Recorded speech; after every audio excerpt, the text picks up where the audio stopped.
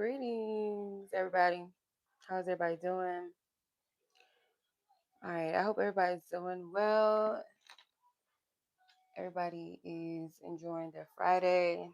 Enjoyed your holidays so far, Christmas, whether you celebrate it or not, with a day off for you. Okay, so let me just check the sound before I even go any further.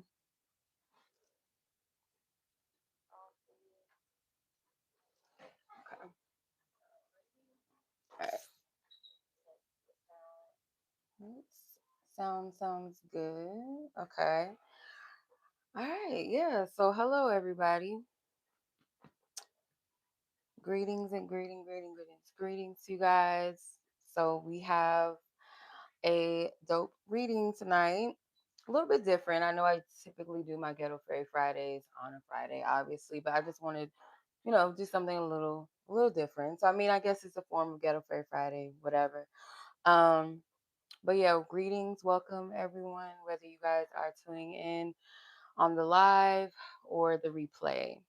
Okay, make sure that you guys show some love, like this video, share this video, share the love, share the wealth, don't gatekeep. Okay. So tonight we'll be doing a new year alignment check-in for all zodiac signs. So I will be going down the list of each of the zodiacs, all 12 of you guys. Okay. Um, Before we begin, okay, I want to be clear that the intention of this reading. So, with what we're receiving tonight, it's basically a glimpse, okay, into the year of 2026, the reset year, the year of the one, okay. So, this reading really is just it's meant to help you guys enter this new year correctly, okay, rather than us trying to control it, rush it, or just overanalyze it. We're just gonna flow, okay? But with clear intentions, things like that. Um, but yeah. Hey sis, happy holidays. How are you? Hey sis, greetings. Happy Friday. All right. So yeah, I'm gonna go through all 12 signs. Um, I'm gonna go ahead with the reading. So I will leave timestamps for each zodiac sign. Make sure you check all your placements that, whether it's your big three or just important areas, um, we'll be tapping in. Okay. Yeah. The last Friday of the year, last Venus day. Let's treat it with care. Okay. So this year that we're moving into the year ahead, we're going to look into specific layers. Okay. Um, I'm not going to go too far in depth with this because I'm going to do a separate I'm going to do a love read, but I'm going to make it a members only thing, so Patreon and here on YouTube. So I'm not going to go into each theme as I typically would. With my divine insight readings, if you guys are interested in booking, I have pinned them in the chat for y'all. But I do have some divine insight readings where we go into different karmic themes, any shadow energies, just energetic tracking, and also to my yearly packages. I have two yearly portal packages. So those readings, they do require more of a spiritual accountability, and energetic tracking, and just any ongoing relationship with your evolution really is what it's tailored for. So that kind of work isn't something that's meant to be rushed or done occasionally. So those yearly portal packages will be available now until the 31st for booking. The divine insight reading will be open all year long. Okay. All right. So as I read each of your signs tonight, y'all, if something does click with you, if you feel seen, if you feel activated, you feel called to move forward, this reading is just a doorway. Okay. Like I said, so if you guys would like to book with me my 2026 divine insight readings, which go much more deeper into month to month, layer by layer, And my yearly portal packages, those are for those who know that they're walking through a season of realignment, maybe even purpose refinement, because next year is the year of the one. So it is definitely about self and divine identity in a healthy way. So, yeah, I'll pull all my booking information in the description for those of you that watch the replay later. And for those of you that are currently on, I have pinned it in the chat. I will also pin it in the comments after the live as well. Okay. All right. So let's begin for real this time. Let's begin. Okay. So I'm just going to call in all the energy for each zodiac sign and just ask this one simple question from spirit as far as how does this year want to meet us? How does this year want to meet us? All right. So y'all take what resonates, leave what doesn't. Okay. Remember, clarity does arrive when you're ready to walk with it. Okay. Not always when we want. So timestamps will be available. Okay. Let's get started. I'm going to go down the exact order of the zodiac, Aries all the way through Pisces. Okay. Um, let me leave it in the chat so we can see what we doing. All right, timestamps for Aries. Let's get it. 6:24. Okay.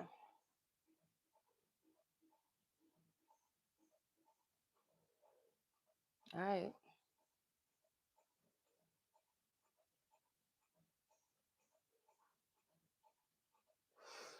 All right, Aries. Those of you that may be sun, moon, risings of Aries or any significant placement of Aries that's relevant to you, that matters to you, this is your reading. Okay. So let's tap in.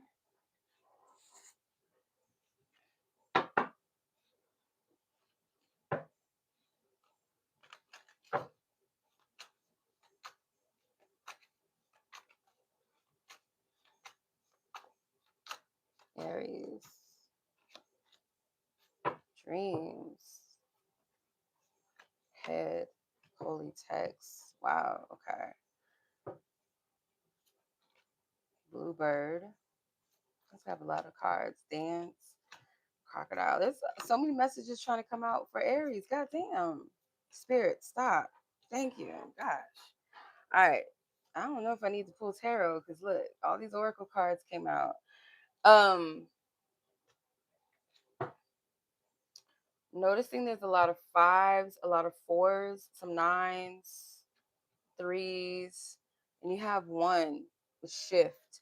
So yeah, the year of 2026 is the year of the one, the 10. It's a reset year. It's a completion year. It is a self-identifying realignment energy. So you're gonna have a lot of energy shifting for you.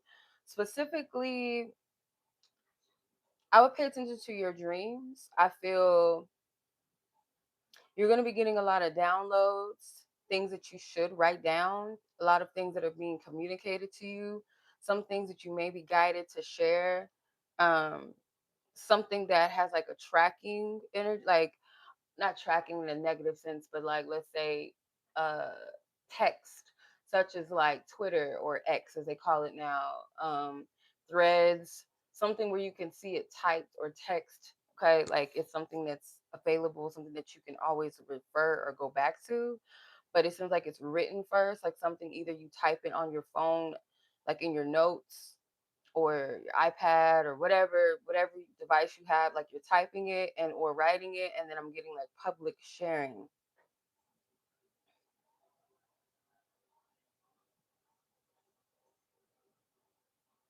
Okay. It is something that you're giving birth to, and spirit saying you must protect it. Um, it is something to celebrate. Whatever this is, it's like you're gonna be celebrating. It will attract some jealousy. I'm getting that. Um, Whatever it is deeply, it has roots, it's deep, it is long lasting, it's sturdy, it's ancestral, it's healing. um I'm hearing the tree of knowledge. It's like something that's very sacred. Some of you guys may be into religious texts or um being able to decode them or to explain or express them from some sort of way that's like sacred, that's not religious per se, but it's sacred. As you do this, this isn't something that is to be rushed. I feel like it's something maybe that you've been doing for years and years, but it's like it's building momentum, it's building more sturdy energy, more ground, more maturity. Birds, specifically bluebirds, crocodiles may resonate with you. Could be animal spirits, could be something ancestral connected to a specific bird or crocodile spirit, something like that. It's giving like Egyptian energy too, ancient Kemet energy. You have like a message to carry. Like this could be a part of like something that you've been studying, or like as a student, something creative, something career wise.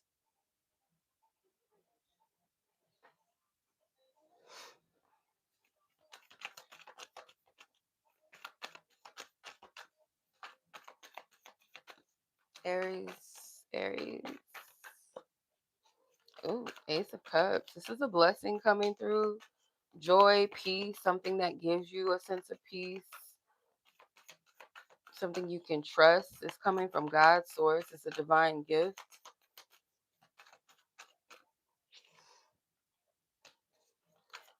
Your relationships with others might be challenged in a sense. Yeah, devil card. Yeah, you might be cutting a lot of people off, or you have been cutting people off in 2025, but as you go into 2026, it's like there's a rebuilding of even the connections that you had in your life. And this is actually a blessing that you're cutting cords, you're cutting ties with toxic relationships, or relationships that kept you restricted, stuck. Might have spoke to a part of you that was, needed the healing.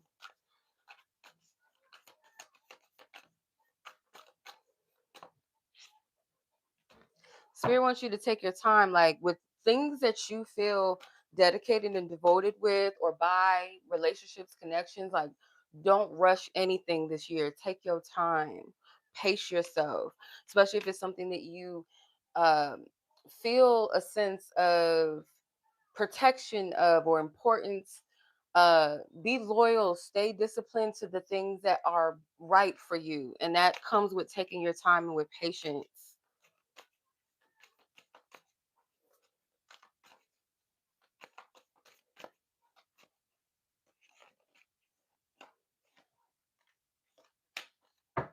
Yeah, because you will be connecting with people. You're going to work with a lot of people, or working with new people, or connecting in teamwork or collaboration that's different, with different types of people, or maneuvering with relationships completely different. And this requires you taking your time. So any people that this could be you leaving a work environment. For some of you, this could be um something that like relations, something with related energy, like even an environment, like I said, work. Could even be living situations. It could be just any energy where you put in your time, put in some sort of, how to explain it, like you've contributed to a connection, or like a tribe, your community, people that are close to you might as well, technically are your tribe, right? um so I feel like you're leaving this contract behind of breaking bread and building with certain types of people that may have been keeping you restricted. You're being given the opportunity to cut cords and cut ties with what's not for you. Okay. um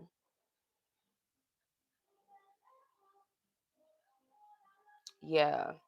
Okay, let's see what else.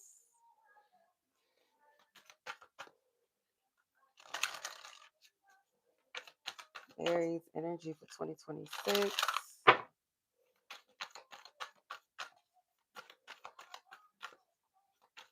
Yeah, relationships are going to have a different meaning for you. The shadow energy you have here is fear of change. Okay. As the new door opens, it's almost like it's it's too bright to think about or to see. It's almost like you might perceive it as too much, that you're not ready for what's ahead for you, or you can sense that something is on the horizon.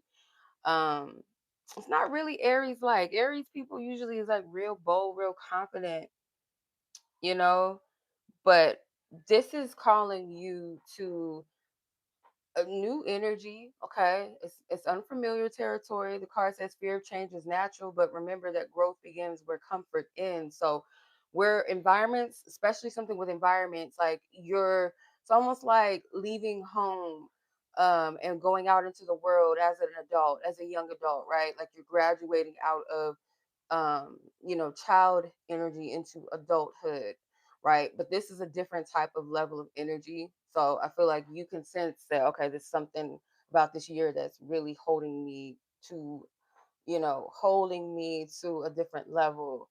It says, even if the path ahead feels uncertain, it holds the promise of something greater. Okay, so remember that. Let's see what else.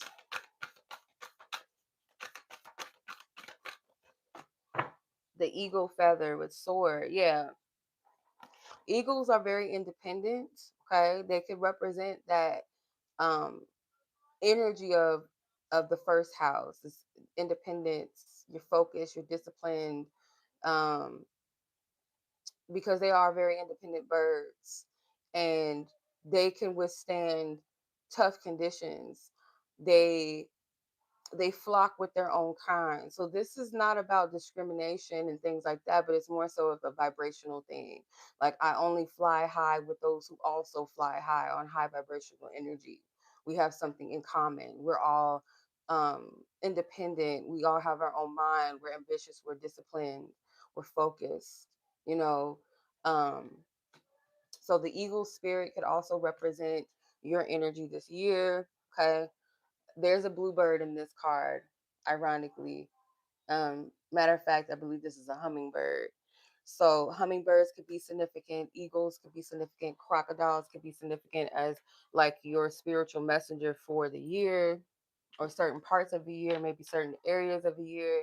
Could speak about certain elements of you, like your character, your personality, or energies to embrace, to take in for yourself. Could also be ancestral energy, cultural energy related to some of these signs. Okay.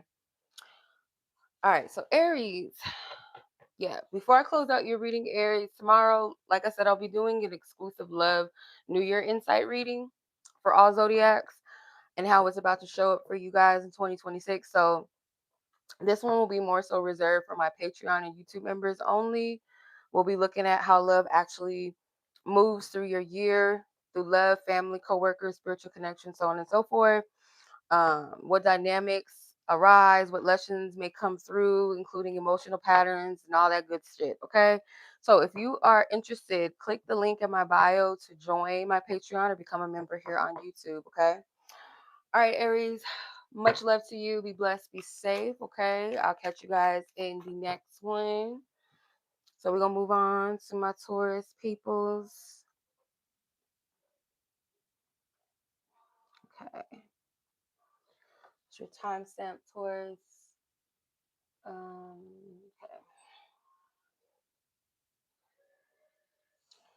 All right, Taurus. This is your reading. So glad you guys couldn't be here all and meet. So if you are a Taurus, Sun, Moon, Rising, or any placement of Taurus that may be relevant for you, especially if you have Taurus energy somewhere, maybe in a first house, or I don't know, Venus in your first house, maybe that might resonate with you as well. So let's tap in. Let's get it. Let's see what's the energy.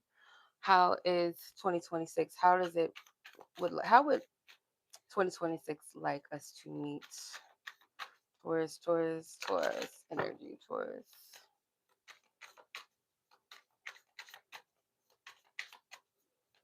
Taurus.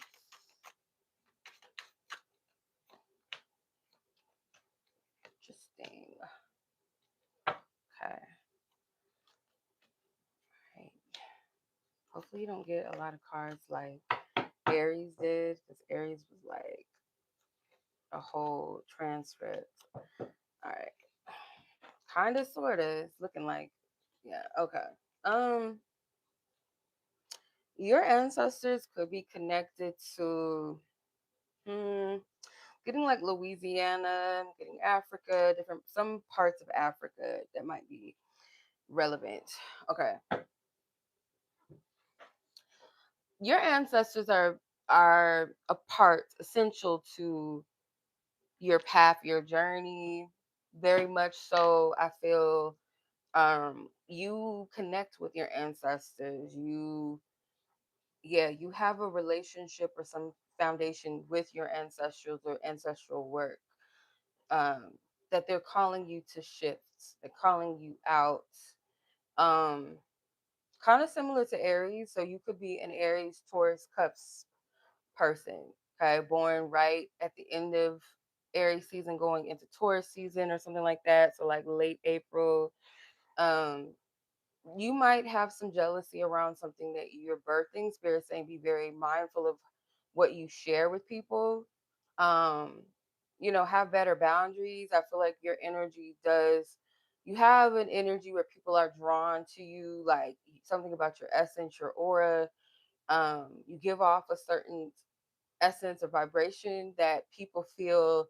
It could be with divine mission in head, it's like something that is a leadership vibe or something of importance or something that you are doing, some sort of organization. Something that is big goals, big ambitions, big dreams. Spirit saying you need to clear out your space, whether that's clear out your space as far as energetically, your space, your home, your environment, or clear out your space as far as whom or what is around you.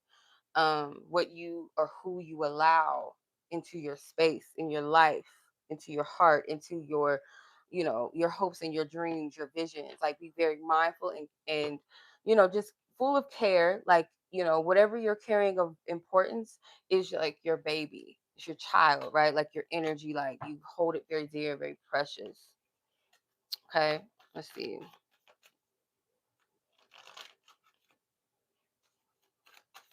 Taurus energy, Taurus. Maybe even using something like your literal scent, certain oils and stuff that you use, or this could represent like you've been consecrated for a purpose or mission that you are leading. It's a vision, something about your visions, your dreams, or given to you literally in a dream.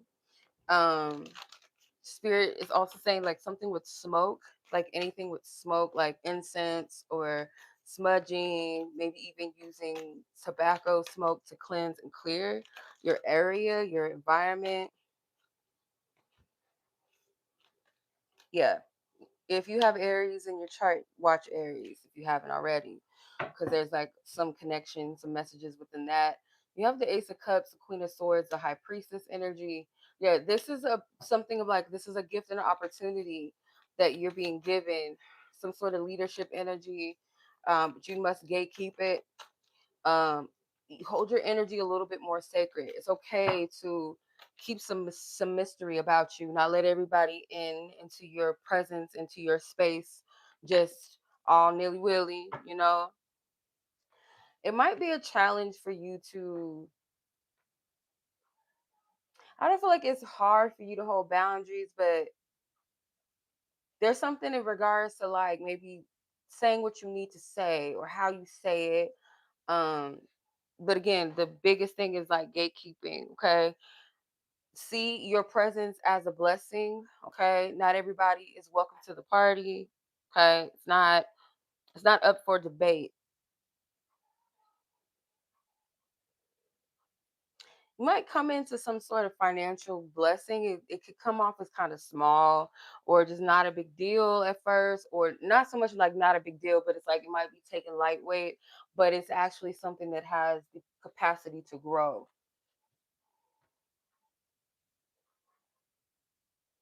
They want you to invest wisely. Okay. Again, your investments and where you give your energy, your time is based off of your spiritual protection and governance. Your ancestors are calling you higher. They're telling you, like, It's almost okay. When I think of a crocodile, how I'm seeing it is like a crocodile is underneath the water and all you could see is their eyes. It's like they're floating and moving through their environment. They're not saying a word, they're not making a big noise, but they're observant, they're vigilant. That's kind of the vibe I feel like they want you to move in. Okay.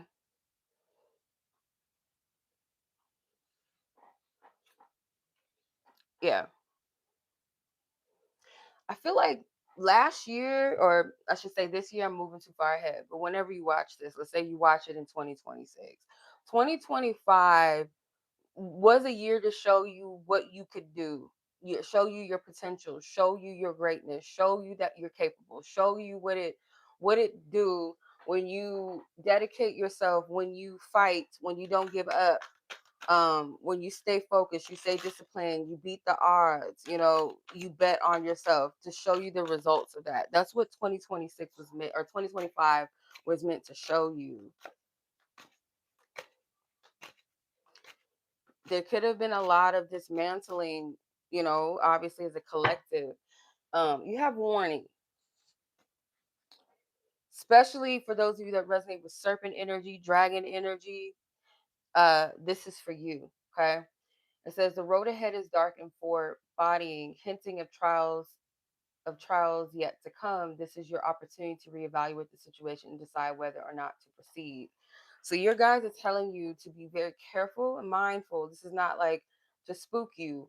This is like holding you to high regard, because you have some powerful energies here with the Justice card, the High Priestess, the Queen of Swords. Whether you are male or female, whether you go off of that or not, it's the Queen of Swords energy is someone that has every right to be guarded, to be afraid, to be bitter, to be judgmental of others or herself because of what she's been through. But in spite of that, it's like I choose to flip that and move in wisdom and discernment while still being open and receptive. So it's a balance. It's not telling you to be closed off and bitter, but use your wisdom. Gatekeep your energy much more, because spirit is saying like whatever energy you're coming into, it will attract people that are not for your highest good. It may attract things or distractions or like ways, maybe if you're not mindful of your own patterns, your own weaknesses, your own insecurities, like pulling yourself back into that space where you have built momentum. So um yeah, work with these. I feel like for those of you that work with animal spirits, ancestors, you're going to want to work with your fire gods and goddesses, serpent gods and goddesses, dragon spirits, um because it's something about thick skin and power and their voice. And don't fuck with me, you don't want to fuck with fire spirits, they're nothing to fuck with. You know what I'm saying? So like I'm getting that, like something with fire, maybe even air, something with, yeah, like bird spirits as well, something with that.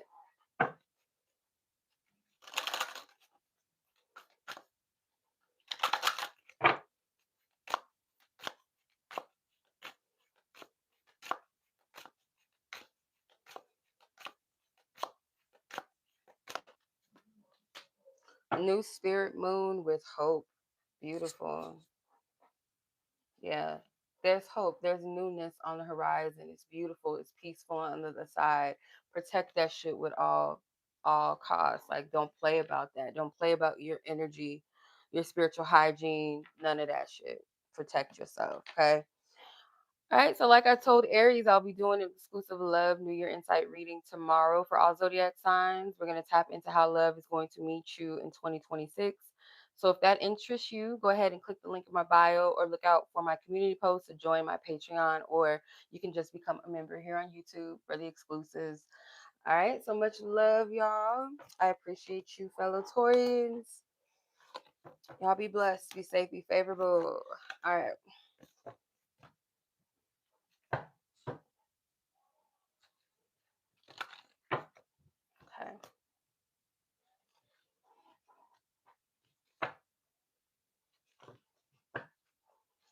All right, Geminis, you were up next. Gemmy Gems. Yeah, if anyone's interested in my divine insight reading for 2026, we go much more in depth to different layers of your year, all that jazz, or one of my yearly portals, which is a month to month or week to week check in for the year. So, okay, Gemini, gotta get your timestamp.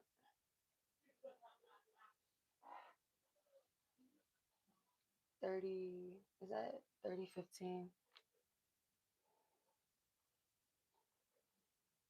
Okay.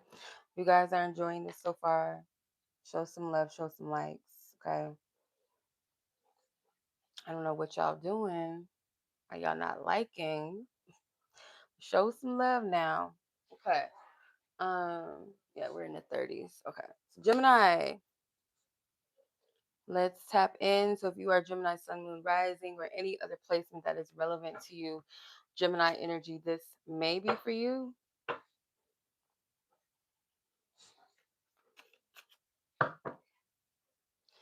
Yes, get the likes up, y'all. Show some love, or at least share. All right. Gemini, let's see. What's the vibe? What's up? How is 2026 planning to meet you? Or how should you meet 2026, Gemini? What's your energy?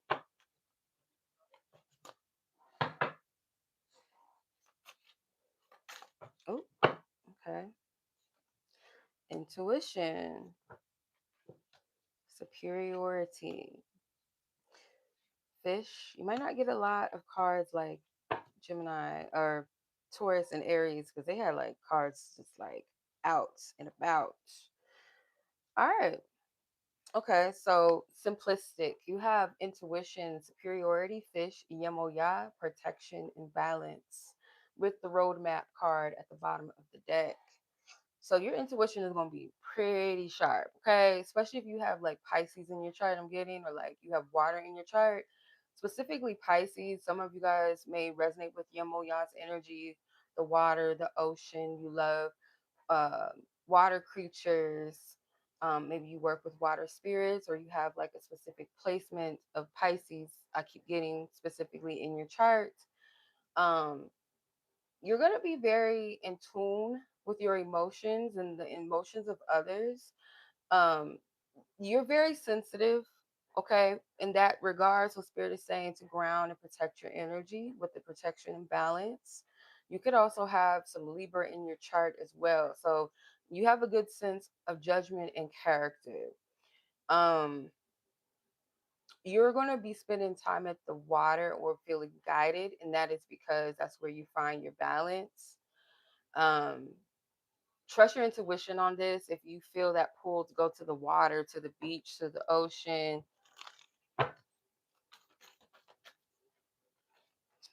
because something's going to lead you there. With the roadmap card, it could be something with a trip or travel near the waters, oceans.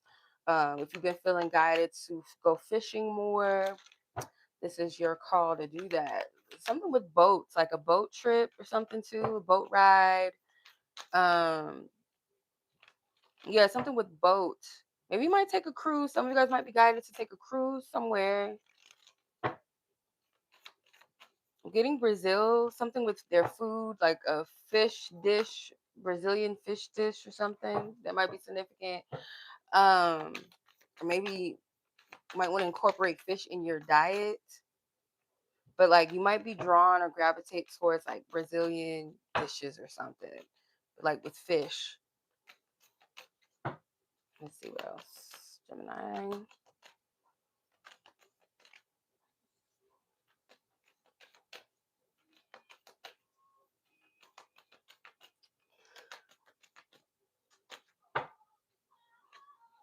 Everybody so far has gotten the Ace of Cups. Beautiful though. It's a beautiful gift of peace that Spirit's offering so far to the zodiacs that I've read for so far. Only 3 of y'all so far. Still have a long list to go. But Spirit wants you to take your time, take some time with where you place your time and your energy, and they want you to feel through this. Don't rush. Um, The nights are going to be very important because the nights typically are shown riding a horse. 2026 in the Chinese zodiac sense is ruled by the horse. So the horse represents our stamina, but when we think of stamina, we think about how fast we can endure something or how strong. But strength is not so much in its speed or lack thereof speed. It's more so stamina in a spiritual sense, in a mental, emotional, like you know, how dedicated, devoted, or disciplined and focused are you? And can you stay there? Can you apply yourself in that way? You know, because you're being offered greater peace. And there's something about the water, yes, that charges you up, that fires you up. And it might not be easy for some of you to receive this peace because maybe you haven't felt that in a long time. You might shut your emotions down quite a bit. You need to work with some water energy for sure, some earth energy, ground your feet.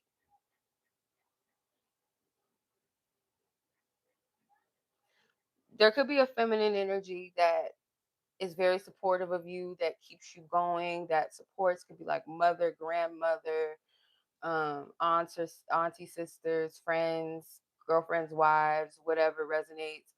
Um, that keep you centered, that keep you grounded, because every now and then you might have moments where you doubt yourself, question yourself, or overthink, or feel like you have to grind or push yourself in a survivalist mode energy rather than just like pace and flow, which spirit is trying to teach you that. Okay, so something with creative writing is coming through too for some of you. You guys can get paid for your creativity, even more so this year when you practice that flow. The water teaches you that. So some of you guys could be a Gemini Cancer cusp maybe, or have like a moon in Pisces, or ascendant in Pisces, or Cancer or something, or Scorpio, something with that. Your center, your home is with water, or where you're going to find a new home within water. And literally, you might be called to live by the water or visit the water quite a bit, or for some time, for some months. But 2025 is a year that you broke free of a lot of toxic things. It was very heavy. It was a test of faith. You might have dealt with a lot of spiritual attacks. Okay. Um, maybe you broke free out of a toxic relationship or bond that maybe you thought you could never get out of, or something, some sort of addictions, unhealthy lifestyle that maybe you were very challenged to get through. You applied, you did the work, maybe you felt like you were obligated to something, like felt like a slave to something, and you freed yourself of it. The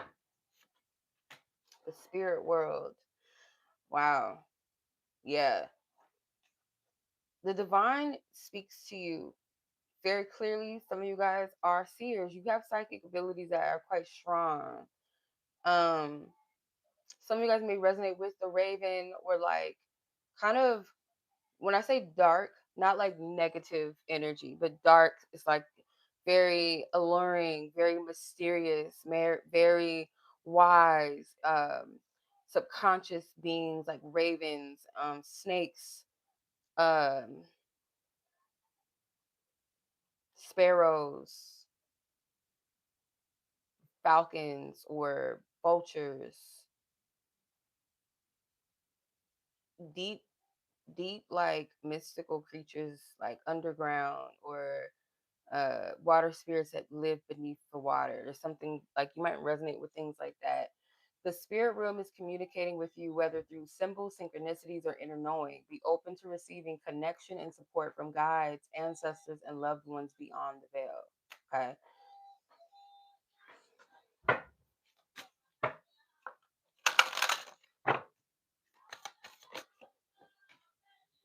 Yes, you guys are seers. You guys are seers, and you have the sacred tears with expression. When you Allow yourself to cry and to feel your emotions. I'm telling you, the more powerful and in tune and connected you are with yourself. Okay. Because you have gifts, and it's very important that you tap into those gifts through feeling, tapping into heart, tapping into self. That's very important. Um, the water is going to help you do that. Okay. There is a guide, there's an ancestor, a woman, a feminine ancestor that strengthens you.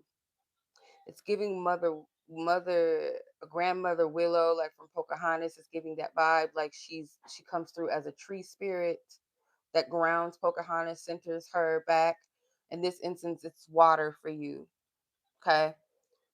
One of your heads could very well be Yemoya, if you resonate, or a um, mermaid energy, fish energy. Okay. All right, Gemini, that was your reading. Much love to you guys. If you guys are interested in a love version of the 2026 Insight tomorrow for members only here on YouTube and on Patreon, I will be doing that for all Zodiacs to see where love meets you in 2026. So if that interests you, become a member. Okay, I greatly appreciate the support. All right, thank you so much, Gemini. Send you much love, favorable energy. Take care. All right, Cancer. Cancer. You're up next, fishy booze or crabby booze. Let's see. 4120. All right. Cancer, you got next, okay? Make sure you guys show some love, like this video. I know it's late where some of you guys are. If you're watching the replay, show some love, okay? All right. So, Cancer. See where love is not love, sorry. Where 2026 in general is planning to meet you or would like you to meet it. 2026 for Cancers. Sun, moon, risings, or any placements of Cancer that is relevant or important to you. Okay, Cancers, divine source guide, Cancer for 2026. What's their guidance? What's their message? Oh, okay. I'm hearing Beyonce's "Irreplaceable." The to the left line is coming through. You have Leopard, jealousy. What's up with this? New doorway. Roots release. High priestess. And maybe you guys are undecided about a situation or a person. You might have asked a question in your heart and your mind lately about something that you're wondering about. Like, it could be relationships. I keep picking that up for some of the zodiac so far. Your relationships with others. I do feel like you have some hidden jealous people in your life. You have some hidden haters, okay? Some hidden jealousy around you, okay? Um, yeah, you have a new door that's waiting for you in 2026. So it's just like a new opportunity, but there's something that's deeply rooted. Okay. These are energies that are hard to pluck. It's not going to be easy to pluck, or it hasn't been easy for you to pluck some of these things out of your life, but you're being called to release them. It's time for you to call yourself higher and hold your energy more at a high regard. Now, I was picking a similar message up for one of the zodiacs. I can't remember who this message. It was kind of a similar vibe to this. It may have been Aries. To not play about your energy, not that you have per se, but I feel like you might be a little softer on some people. Uh, ones that you see as like your home, your family. And as a Cancer, home and family is very big for you. You prioritize that. This is your spiritual work. Your spiritual work is dependent upon um the roots and foundations that you lay down, and there's some things that you do need to release. You're not fully settled or convinced by something. It's like you're swaying back and forth. You're not 100% sure. You're not fully stepped into your new. You're still kind of like maybe stuck in the past to some degree. Okay. Something you're not seeing. Let's see. What is this for Cancer? Yeah, this is Spirit wants you to take this bit of time that you have of this remaining left, what's left of the year, right? Or if you're already watching this in 2026, to take time out to really close, because this year of 2025, the year of the nine major arcana is the Hermit. It's like taking this time out to inner reflect about what is it that you're closing out, what have you outgrown, what is it that you have mastered, what is it that you are still in the process of mastering the lesson or the understanding of a situation, because it's time, it's inevitable, something is dying out, it's closing, it's transforming as we speak. As one door closes, another one opens. Death and birth are inevitable parts of life. So it death of a season or a chapter, for a birthing of a new chapter, a new season, right? This is not going to be easy for you because, like I said, I'm getting like childhood friends. I'm look at all these major arcanas, people that you thought was always going to be there. Okay, it's almost like spirit has to rock the boat a bit to get you to see. I don't know. I want to say a Leo energy around you. That could be significant, but there is some jealousy. Like spirit saying there is jealousy here, or not everybody's going to be happy about something new that you are planning on opening, or spirit can't open a new door until you close these old doors or pull out these roots out of your garden, because if they were to stay, if they were to be around, um they're not going to be happy for you.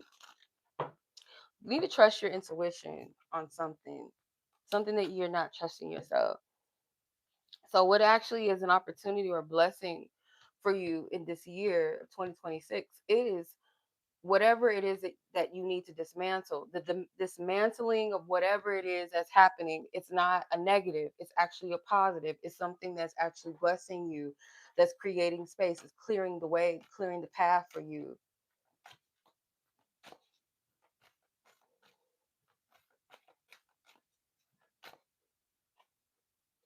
The Lovers,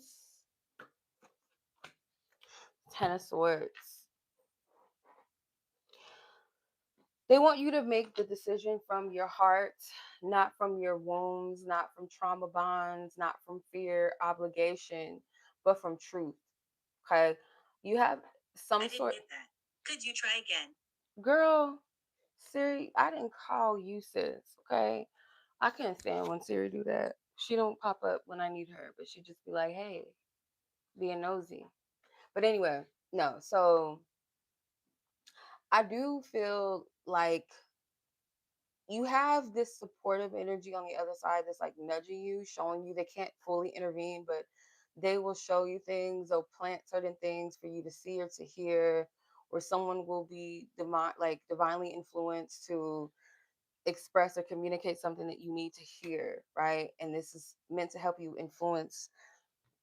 The fact that you have all these major arcana cards is saying that whatever this energy is, it's very, very powerful, very divinely timed, something to definitely pay attention to. Um, and with the Ten of Swords, 2025 is like it's time to let sleeping dogs lie. It's time to forgive. It's time to let go. It's time to stop allowing people to like step on you, walk all over you, to mistreat you, misuse you. This is a part of your shadow work. This is your spiritual work. So like this is meant to motivate you and encourage you to be like, no, I got something better on the other side of this. I don't have time to play around or fuck around with my energy.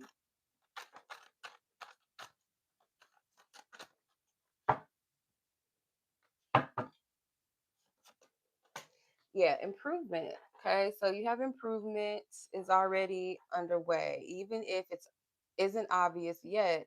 Signs of progress will begin to surface soon. Keep going. The energy is shifting, and better days are ahead. So it's promising. You can't stop. And some people like feel comfortable when you're at a certain place or pace that suits them or that's comfortable to them or where they're at.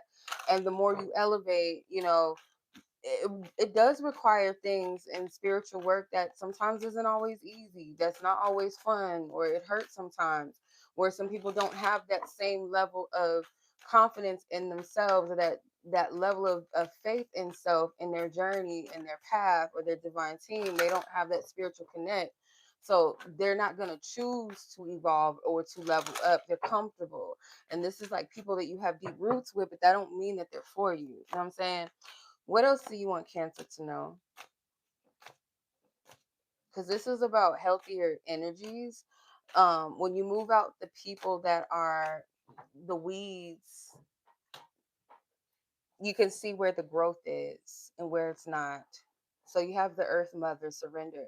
You're being called to surrender. You know, it's time to just allow the energy to flow.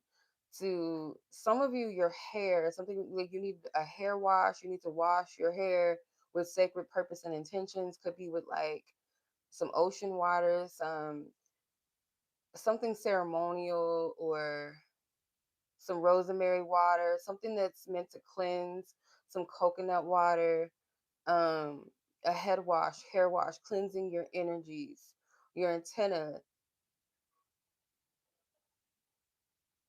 something to center you back.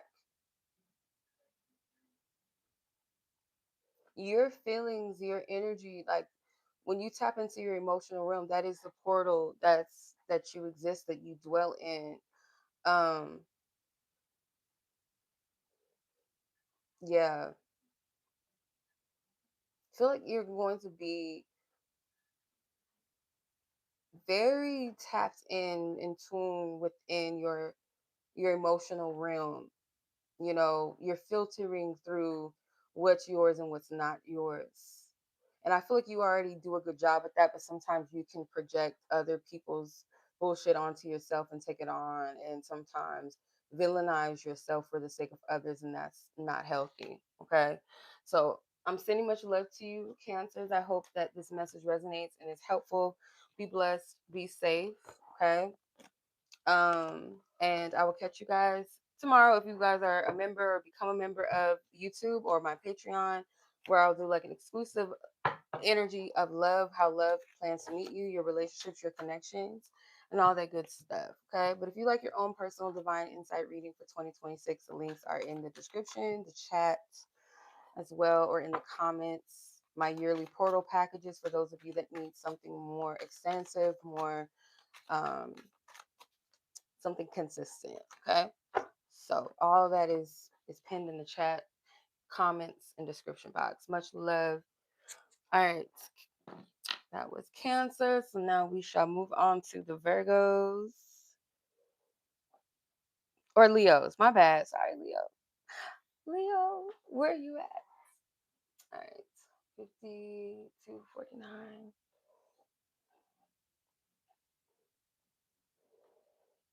Okay. All right. Why do I keep wanting to say Virgos? Leos. Damn it. Leos.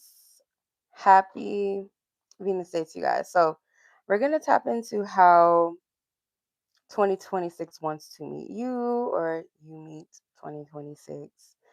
All right.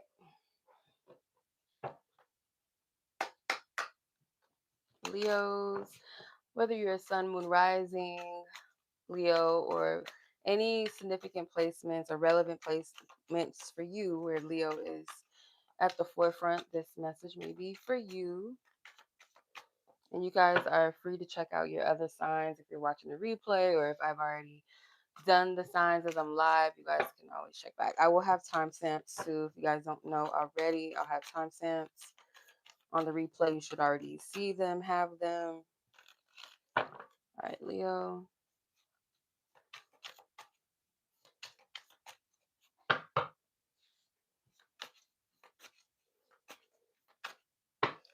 Four. The number four is going to be significant for you. You have juju, protection, overflow, the watcher. With shrine at the bottom. Okay. You guys could be spiritual practitioners where you do your own spiritual work. or you have someone that does spiritual work for you, or this could be simple as prayer, but I'm getting like somebody that has altars, knows how to work spiritual thing, like especially when it comes to protection work, spiritual protection, or that's what, okay. Because spirit's about to bless you in a big way. Okay, I'm not sure what that looks like. It doesn't have to be for every Leo, but for those who it's indefinitely meant for, at least, spirit's about to bless you. You're about to come into some abundance. Okay, all eyes on you. That sounds like some Leo shit. All eyes on you. Yes. Okay. Um, People are going to be drawn to your energy, so spirit wants you to remember your spiritual hygiene. Make sure that you do your spiritual work of protection. Okay, not like as a spookism thing, but just as common sense, like, if, especially if you're someone that you're known for your beauty, something about like being at the forefront of something, like you need to protect yourself anyway, because though not all eyes and all gazes have your best intentions, so it's just common sense, right? Yeah, see, the Empress. You might have a glow up this year. Whether you are a male or Leo, male or female Leo, doesn't matter. Whatever you identify as, just you as a person, you gonna have people watching you. Does give hater vibes, or just simply people that just want to be all up in the mix, all up in your business, and you're not for consumption. So this is a glow up energy, very attractive energy. I feel like you're going to be feeling stable. You could come into some sort of like entrepreneurial energies coming through, but it could be promotions, um, whatever it was that you felt like you lost in the past. You're going to see how this is actually a blessing. Okay. Um, you might have lost a lot of people this year. I'm not sure if this is like, some of you, it was people that had transitioned out of this, they've transitioned, and there's people that maybe you thought were, A1s, day ones, or people that you are used to having in your life in some sort of environment, and it's kind of down to just those people, maybe not. It's like, it's, how do I explain this? Because I feel really uncomfortable. Like, I don't feel good saying it. Almost like channeling the energy that it doesn't feel good to, have lost as many people as you have, if that is through transitions, like people that have passed on, and or people that, you're used to being around and connecting with, and now it's like a small handful left.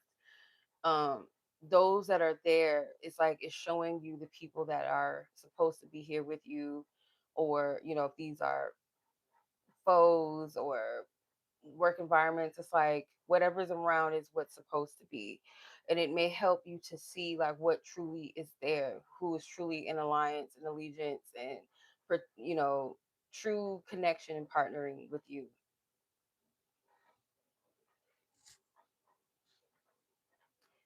Don't take this energy, like, don't swindle this, don't waste this. There's a momentum, there's something that's shifting for the fixed signs for sure, but I'm getting like Leo as a fixed sign. You, by you sticking to something, not in a stubborn sense, but like when it's really coming from a healthy place and clarity and focus, you're going to see the success. And this could be something that has already built momentum. That's where the overflow is going to come from. Okay. I feel like you might have been overwhelmed, and 2025 was like a testament of, you know, checking how much are you willing to take on, and is it all worth it? You know, um, oh wow, Jupiter is going into Leo in 2026. Wow, okay.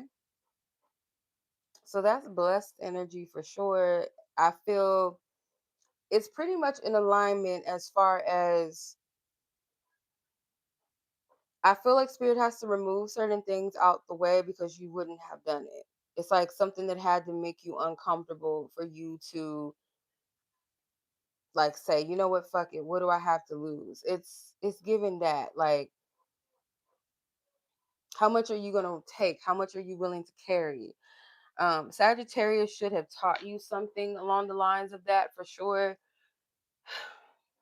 The weight, which true, yeah, like what your expansion is your expansion at the cost and expense of carrying the weight for those that simply can't come. It's like, I don't know why, but spirit is showing me like Harriet Tubman, where I'm sure like there was moments in situations where through that transition, some people came with and some just simply did not see the value in it. Some people, others may try to have convinced, beg them to come, but it's like, if you know that you have somewhere to be, even, it hurts because you know how some people say you can't take everybody with you. You want everybody to get it, you want everybody to rise to the occasion, everybody to be on the same accord, everybody to be happy, free, to be, healthy and centered and progress and to be successful. But if they don't want that for themselves, why um what is it about this environment or these connections and these situations and maybe even some goals that have outgrew me or I've outgrown? Because spirit has something for you, but you got to free up your space. You got to free up your, free your space, free your energy, free your mind, free your heart, free, you know, yourself. Sometimes that's you leaving, that's or allowing things to leave the spirit world. You're connected. You're very connected. So I don't feel like you're someone that is not aware of like spiritual things or spiritual work. The Empress proves that you're in a space where you're available, that you're in a space of receiving, but there's some things that maybe you still feel like you have to parent and nurture and water or carry with you that's unnecessary, that you don't. Okay. So pay attention to these symbols, these constant reminders or synchronicities that keep happening, or your inner guidance, because this is your spiritual team encompassing you. They're guiding you.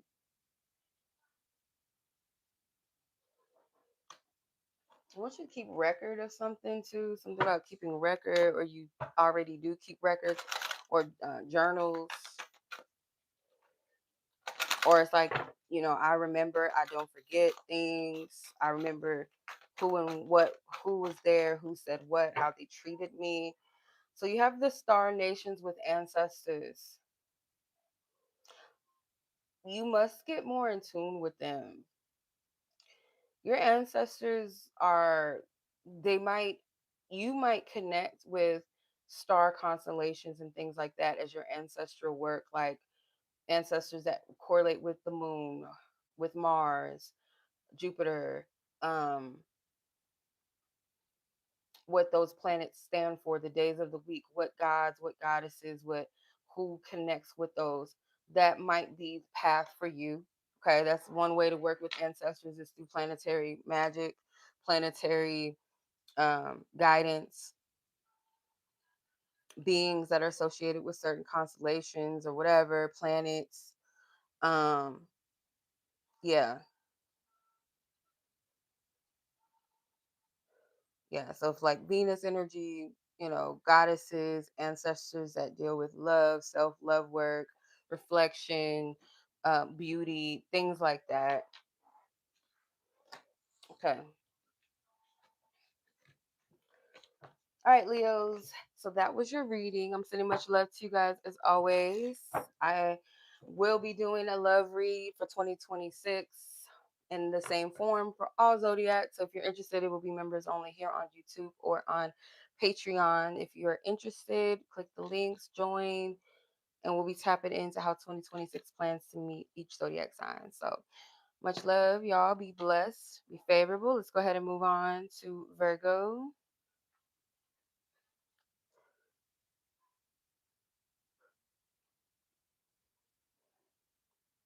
Okay, let's see. Timestamps.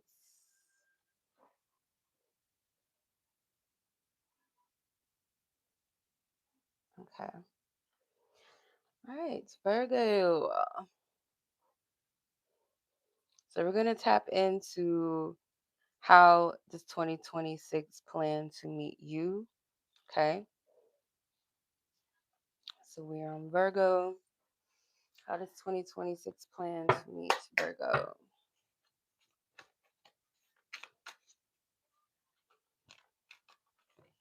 Wow, those spit themselves out, child. Oh, overseas, feet, water. That keeps coming out for some zodiacs. You have Arzuli Dantor and boundaries. Okay. Are you Haitian? Are you Haitian, Mommy Wata? All right, let's tap in.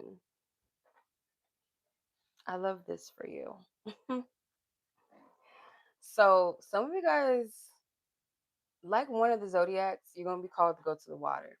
Okay. This might be a little bit more uh, initial, initiatory, spiritual, ceremonial type of vibe.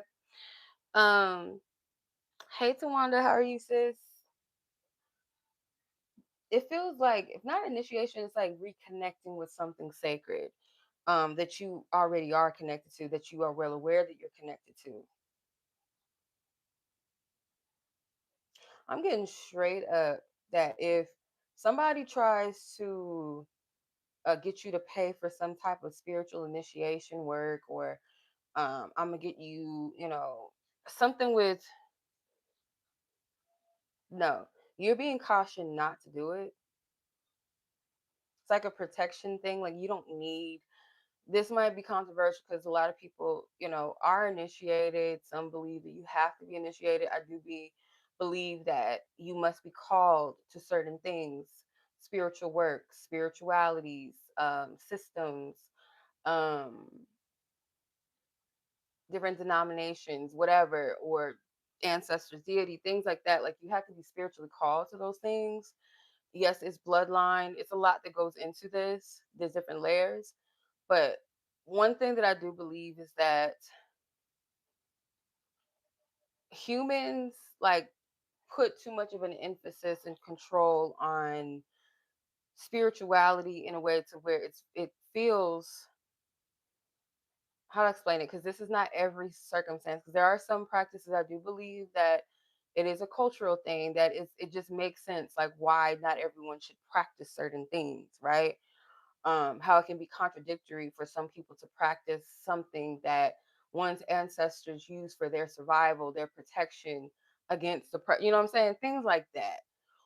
Um, but I'm just getting, like, it's something that's already with you, so you don't need to pay for it to be something that you come into. Does that make sense? Like, it's not something that you have to pay for. It's priceless. You're connected to it. You're already that. Um, it's like giving spiritual retreat vibes. I'm picking up. Let's see.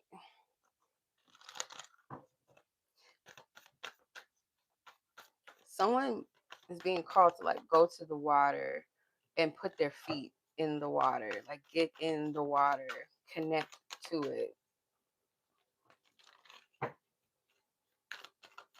You have deep roots to the ocean, to the land of the ocean. Water could be Caribbeans. It's certain sacred lands that is your home, even if you've never been there until, when you do.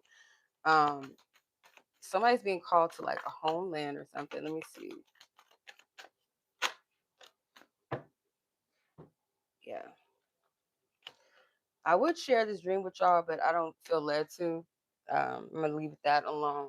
But it's giving something similar. I do see people surrounding this in this feels spiritual initiation vibes, but if someone has been, like, people have been pressing you about, oh, when you go down there, you need to get initiated, you need to do this, you need to do that. I feel like it's true, but not under another human being. You're going to do it yourself. You're going to do it yourself. You're going to be called to do it yourself. It's going to be a spark of inspiration that comes to you that leads you to do it. Yeah, it's like this babble out, babble boo boo, whatever. Um, you don't need to go through these people. You don't need to pay. Like, I know I'm not tripping. Like, you don't need to pay for this shit because all it's gonna do is bind you to something. It takes the free flow of connection with your ancestors, your spiritual guides, whatever your spiritual experience, especially when it comes to water energy, water spirits and ancestors and things like that, connected to the flow, connected to cleansing, renewal, birth. It's going to feel very confined and very restricted. And that's not what it's meant to be. It's contradicting to the energy, to the spirits. I hope I'm making sense. Don't take the respectability out of it, honoring of tradition, but it's something like with the human experience, like, or human control behind it, that takes away from the spiritual experience that you're meant to have.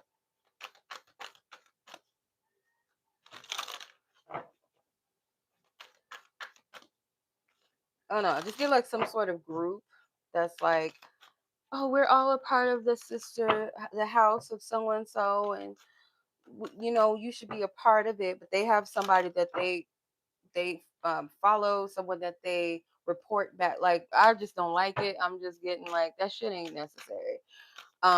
This is very specific, Virgo, for your year. I don't really know. You have celebration. I don't really know how to make it modern and like everyday situation, because this message needs to come through for some Virgo. I don't know, child. But I'll be here to tell you that you ain't got to pay for that shit. Don't waste your money. Don't get your energy, your spirit tied up and wrapped up in some shit like that, because it's not meant to be that way.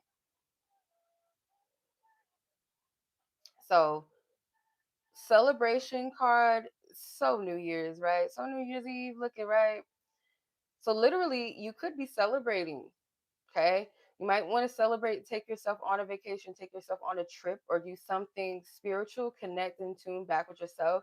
It's going to be personal to you. Some of you guys might, if not like the start of 2026, like some part of 2026, I'm getting like summer or spring, something like that, where you might take a solo trip with just you, and it's like meant to be spiritual retreat. It could be homeland. I'm getting like some, you may have never been to Haiti, you could be Haitian, or you're from somewhere where the ocean is. Um where there's a reverence for the water, where there's a reverence for the mermaids, the sirens, the ancestors of the water. There's something connected to that, and you are going to be called to go. I definitely feel like you should go, but it's meant to be a journey of your own soul that doesn't require people trying to get all up in it and tell you, no, do this, don't do that, go here, go there. um it's something that if you flow, it's like it follows you, like it meets you where you are. You know how things get swept up, like on land in the ocean, like a seashell or something might wash up on shore or something. It's like that. Like, the synchronicities are gonna flow to you. You ain't gotta do anything but just be where you're supposed to be. That's it. Um, but you might do something like, oh, I'm gonna, for my birthday, I'm gonna do this. I'm gonna go here. I feel called to go home, or a place I've never been, but that is where I'm called to go. I feel like that's my home, or it could be like, I don't know. I just keep getting Haiti, but that's not for everybody. So yeah, you have celebration is in order for all that you've endured and all that you've become. Let joy rise in your hearts. You deserve to be happy. Yeah.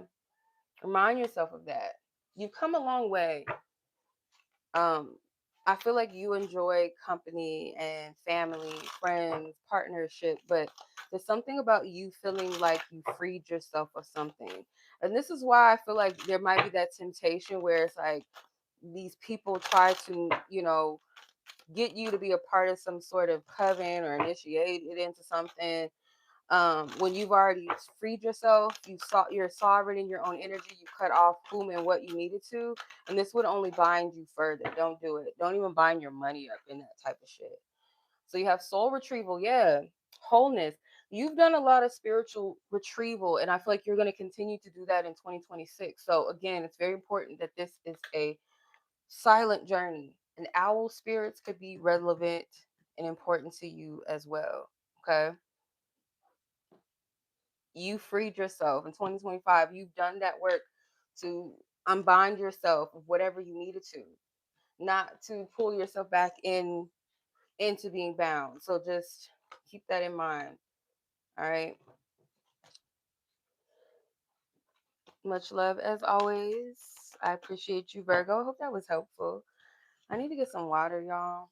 So I'm gonna take like a quick break real quick. I'm gonna get some water and then we'll finish the other half of the Zodiac. So if you guys are enjoying this so far, this is resonating, this is speaking to you, go ahead and like this video, share it with someone you feel like, oh, this bitch, watch this girl. This is whatever, whoever. This resonates, you feel like it's gonna hit for somebody.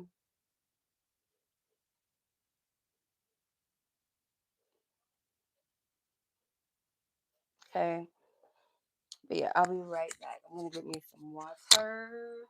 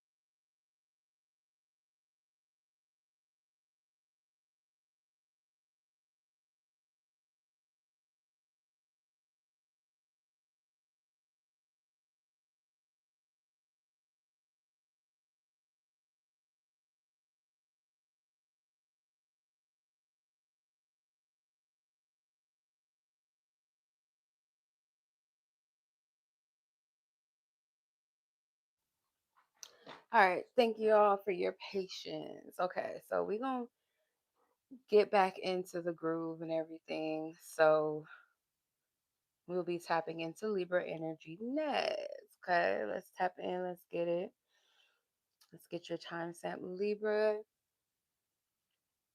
Oh my gosh, I can't see, damn. Is it 76?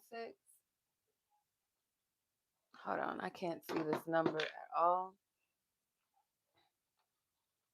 79. Okay, 79:40. So that's an hour, 29 minutes, 40, right? Or is it 19? No, it's 19. An hour and 19. Okay.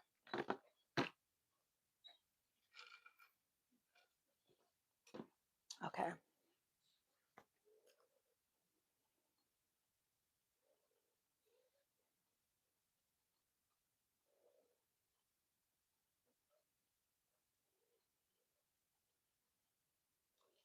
All right, Libra. So we are going to tap into how does 2026 want to meet you? How would 2026 like to meet you? For you to meet 2026. Let's tap in. Libras. It could be a Libra sun, moon rising. Or any placement of Libra that's important to you, relevant to you. Okay. Please check your other zodiacs as well. Timestamps will be available after the replay, or if you're watching the replay, the timestamps will already be there for you, so you're good. All right, Libra. Oh, y'all just got a buffet of cards, huh? Like, take me. Okay. All right. Toolbox. Shift. Silence. Balance. Head and divine mission with mirror. Okay. Lots of self-reflection about what you contribute. How can you change and shift your circumstances? And I feel like this is you doing this, like, within yourself, not incorporating a lot of input or other people's opinions. It's like you completely um, tapping into this for yourself. This is personal to you. This is independent work that you're doing for yourself. And I feel like you're just trying to make sure that your mind is right. I feel like there's a lot of psychological um, unpacking for you, maybe. So this could be you guys like investing in some sort of like a psychiatrist, some of you therapy. Some of you guys might want to study. It's like you want to study your mind. You want to unwire, unpack what you feel like you need to, because it's like your focus. It's like you really want to make a difference. You want to do better, or it's like you've been on the path of that, and it's like, is there anything in my way? Um, so I see a lot of reflection, and I see like your environment reflecting back to you these things, helping you to unpack yourself. Does that make sense? Like, I see you doing some heavy work to change. Okay. Obviously, this isn't every Libra. I feel like this is for Libras that rise to that occasion. But um, yeah, let's see.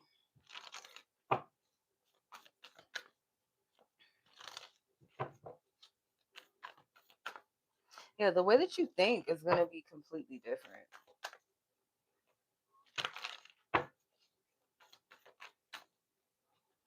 I feel like you guys have been kind of going through this battle within, like, not battle, I should say, just kind of silently, what you've been called to, or you've been very focused on mission, but it's not something that you speak about. You don't talk to a lot of people. It could be like between you and God. Like, you just keep it to you within within self. Like, not like because you're trying to hide anything, but you're trying. It's like a protection. It's like a sacred um relationship, you know, with yourself and God.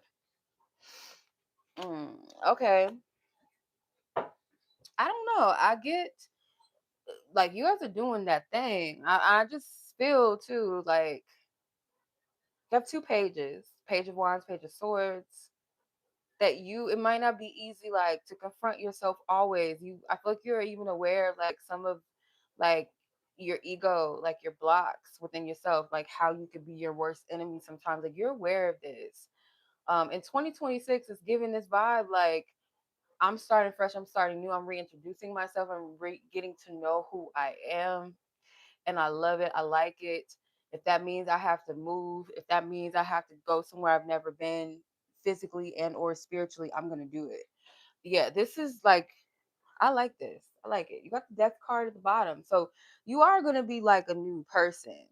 It's not because you're putting on a front, it's not a phase. This is like this is you doing some sort of work that I feel like you feel like you're ready for it now. You're ready to become the student of who you are. Like who am I? Like I'm ready to learn me. And you're not involving everybody up in the mix because you feel like this requires you to just do you. Um it is like a prideful thing, but not like a stubborn negative type of pride. It's more so of like a um I owe it to myself. Like I'm gonna be responsible for myself. I'm gonna do this for me.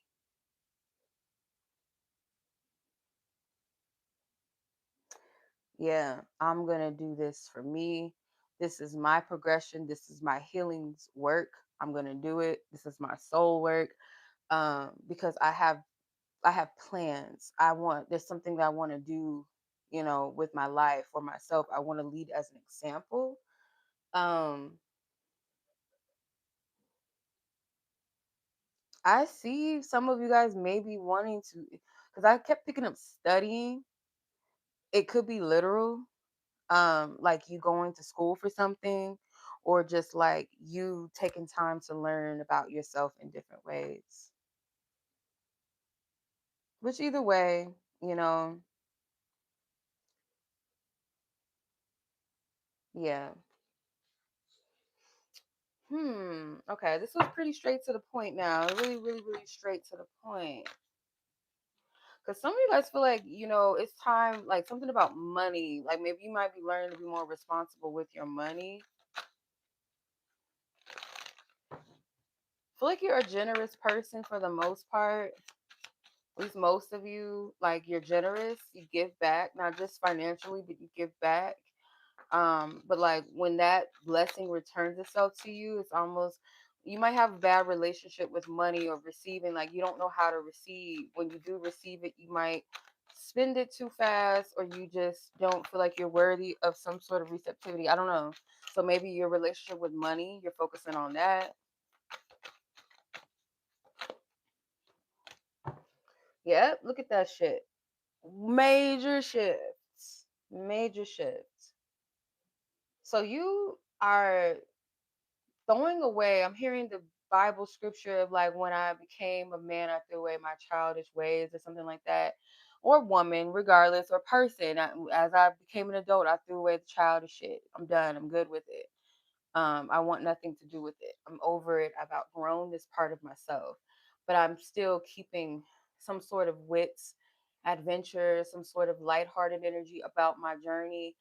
But I'm doing this from a place of with inner strength and wisdom. Like I'm doing this to soul search, seek me, in a lighthearted way. And for some of you, it could literally be that you feel guided to like move or something like that. Um, but you have major shift. A powerful shift is unfolding, reshaping the world you know. What once felt stable may fail or may fall away to make room for something more aligned. That is not a breakdown, but a breakthrough. Yeah. You have the phoenix bird. So it's like throwing, being in the ashes and coming out and resurrecting and rising into something new. That's kind of the metaphor of the vibe I've been picking up anyway. So that just makes sense. And the death card and the phoenix have a similar energy. It's also giving scorpion energy. So you could be a Scorpio cusp as well, a Libra Scorpio.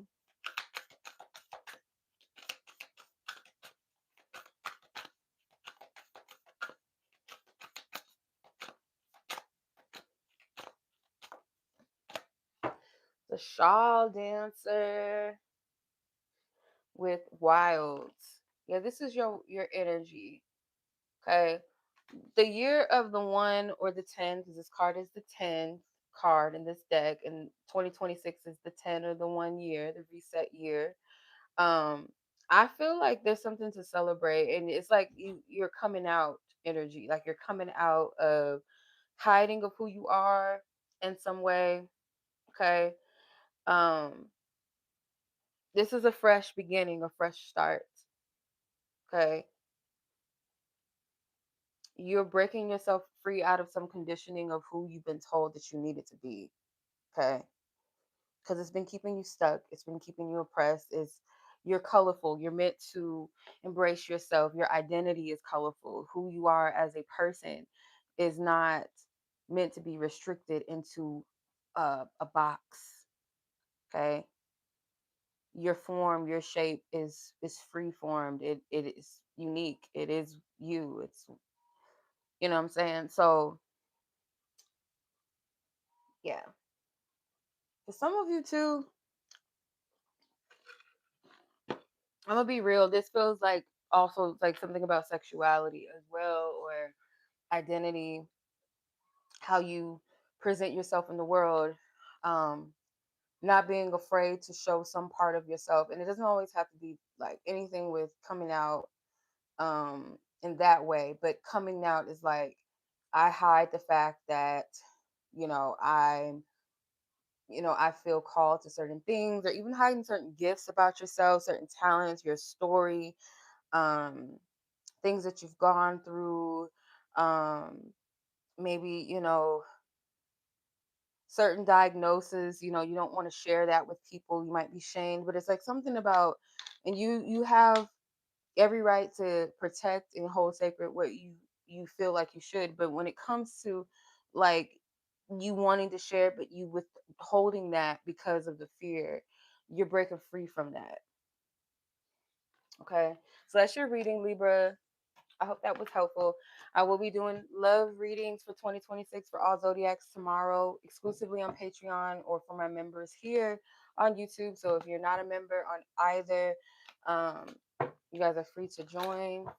That way you can join me for the readings tomorrow. We'll see how 2026 wants to meet each zodiac sign in love, relationships, connections, friendships, all of that good jazz. Okay, for 2026.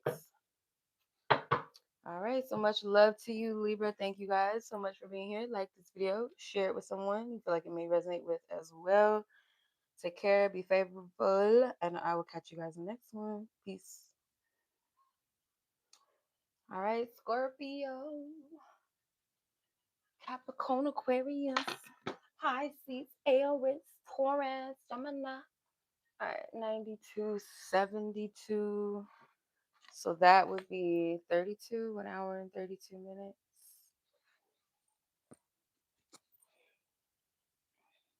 Okay. All right. Scorpio, this is your reading. Okay, so we're gonna tap in to see how will 2026 meet you, or how does 2026 want you to meet it. Okay, the year of 2026, the reset year. All right, Scorpio, let's tap in. Let's see what your divine team, your angels, your ancestors, your guides, of your best intentions. Ooh, okay, roots. This is gonna be like a whole deck the halls looking ass of cards. All right, so the roots, the chaos card, cleanse, boundaries, discernment, angel card, garden, juju, the holy text. Okay, all right. I feel kind of a similar energy, a little bit, just by glance, just by feel, just by vibe. No, I get. I'm kind of getting the same energy as who was it, Libra, that we just did.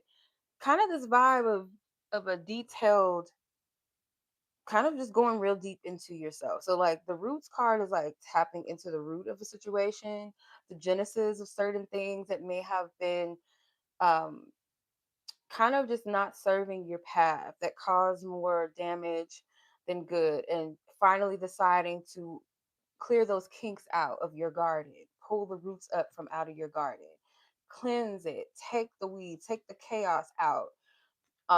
And that comes with setting boundaries. for yourself and for others around you. You set the tone for the energy now. It's like I'm eradicating. That's the key word I'm picking up, like eradication or eradicating certain energies that need to, that have been hindrances or blocks to you and your journey. Okay. So that's beautiful. That's a good thing. Um, you do have divine assistance with the angel card here. You have help. You're going to see the blessings. The juju is like the energy of what you conjure, what you make it, what you put into it. Is it good juju or bad juju? So the good juju comes from the cleanse, comes from the boundary setting, from a place of discernment, from wisdom, from a place of peace, from a place of honoring yourself in love, right? And what you created and or what you are creating and standing on that. Okay? Standing on these truths with the holy text. This is like that vow, that decree, that um promise keeping. Okay, the revelation, the truth, the prophecy of your situation, or just like what you're setting the tone for. And it makes sense because again, 2026 is numerology wise the year of the one and or the 10. So that is a reset, that is creating. This is a new beginning. This is self-awareness. This is divine identity, sovereignty, ambition, goals, intentions.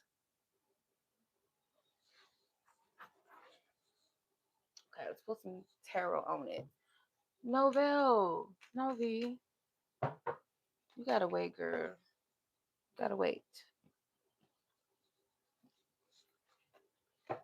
Be patient, ma'am. I know, baby. What you want, girl? What you want? What you want?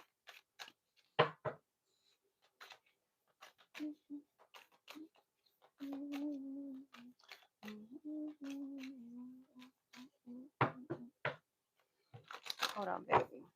Hold on, girl. Scorpio.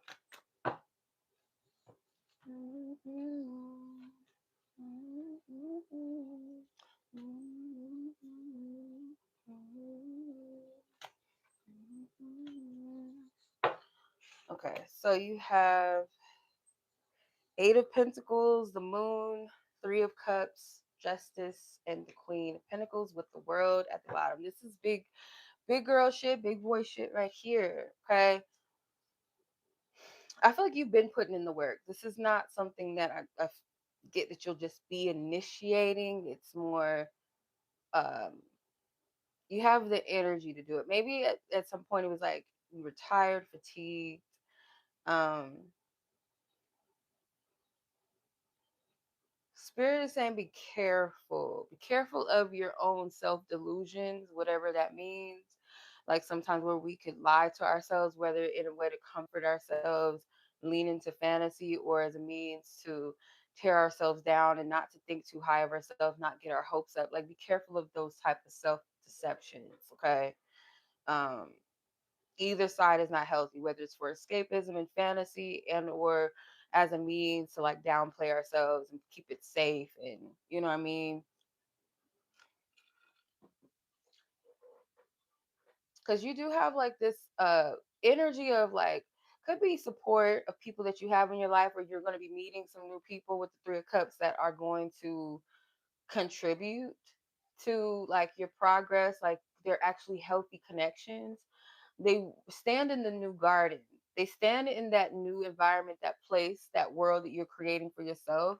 And what I mean by environment, it's not always just a physical sense of environment, like places that you dwell daily, where you choose, who comes into your life, who contributes to the growth and the foundation of you. Like you are your garden as well. You are the flower, you are the grass of your own.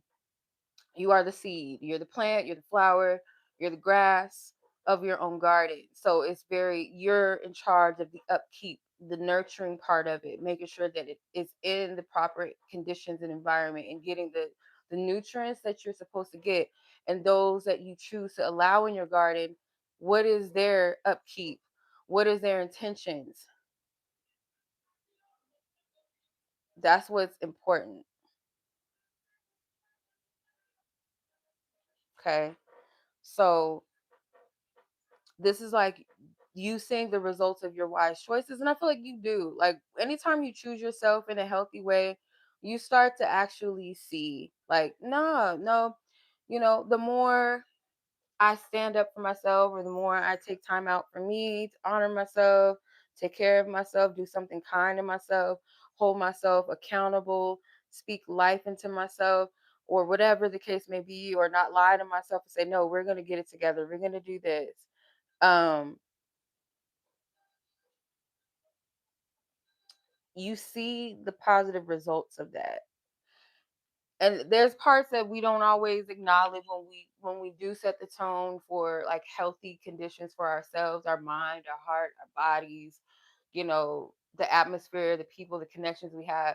That sometimes it comes with pushback. Sometimes you'll feel bad, feel guilty, or you might have conflict with other people. But if you're doing something that is selfless, you're doing something that is in the favor of your well-being, you're not harming or hurting yourself or anybody else, then if anyone has a problem with you treating yourself with kindness and love, and you upkeeping healthy boundaries for your life, and they have a problem with that, it's because they don't honor boundaries themselves. They don't have boundaries for themselves. um Other people having some type of relationship with themselves that's healthy triggers those that don't have a relationship. You know how it is, like when people they're used to having access to people, that they feel entitled to that access. And when a person wants a bit of privacy or peace and calm, or they don't have to tell everybody what's going on with them, and that person that wants to have that excessive need for you know access to people, that's a monitoring spirit. The person that always has to have the be nosy, like always up in everybody's business, gossiping, and not for the sake of like caring about your well-being or other people's well-being, but more so it's like it's something that they feed off of. That is the definition, or a part of, I would say, of a definition of a monitoring spirit. So I feel for you, you may have had this type of energy around, or people that just don't have healthy boundaries. But by you reinforcing this, yeah, it's going to come with pushback at times, but also you're going to see the rewards. And that's what I feel like 2025 was meant to show you, the rewards in that. Okay. Because Scorpio already got a little bit of like a privacy element to them. Y'all, the gatekeepers of putting, keeping your cards to your chest. But there's times where I feel like if you trust a person enough to go into the depths of who you are, with the wrong person, like, yeah, that might, be a person that tries to use that against you later. But with the right people, it's like they know how to hold space, they know how to water and help water the garden with you. That's the difference.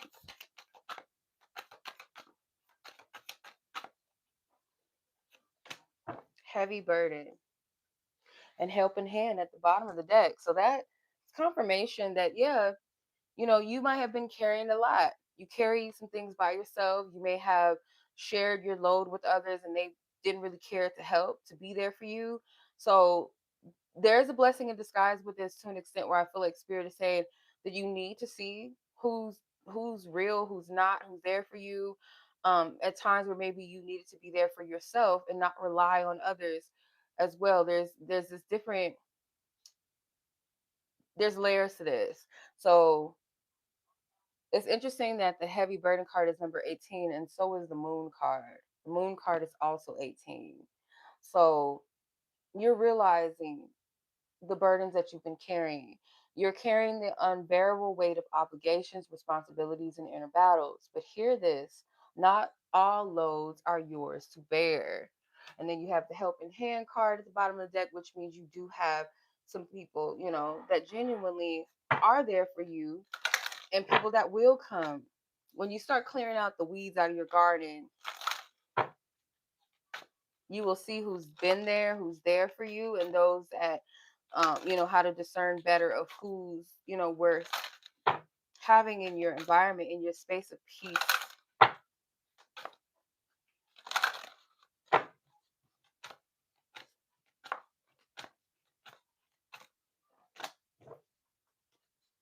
Okay, walk in a good way with realign. This is you. You will walk a path. You're going to continue to, I feel like, yeah, your energy, it gives me this vibe like you're somebody that you usually take the high road even when you can take it to hell. Like you really try to keep the peace with people. And I feel like you will, but it's like more with, a strong heavy foot, like I'm standing my ground. um I'm being focused. I'm not playing about my energy, but I'm gonna still be, I'm gonna be a real person. I'm gonna be honest. I'm gonna still keep my integrity about me, but don't think that you can play me, get one over on me, get one up on me, like it's not happening, or that I'm gonna lay down and allow you to mistreat me or allow anyone to mistreat me. It's a difference, a vibe, an energy that you're walking in. All right, so Scorpio, that was your reading. Okay.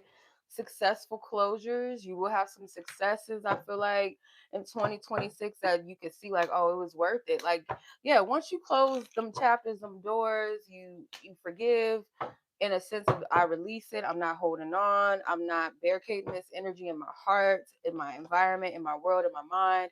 You clear that shit out. Some of you guys might want to do some spiritual cleanses as well, some cord cutting, burn, release, whatever. Um, but nonetheless, you're gonna be very proud of yourself for not giving up on you. You have a lot to be proud of. Okay, like think back and reflect on how far you've come, what you've overcome. Okay, in 2025. Okay, so much love to you, Scorpios. I'm sending much love and peace and favorable energy to you.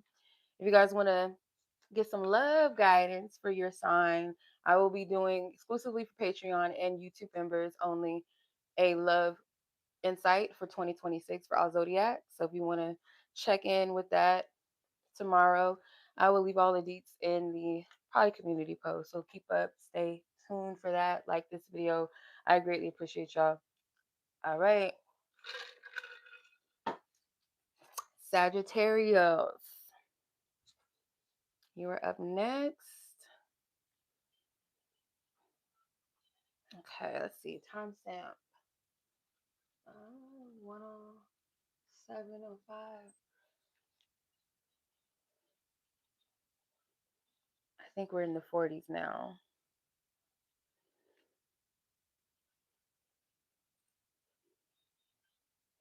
Okay.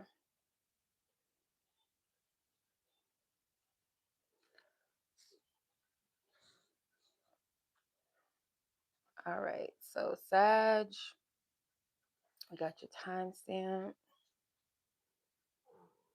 Nova, come on now.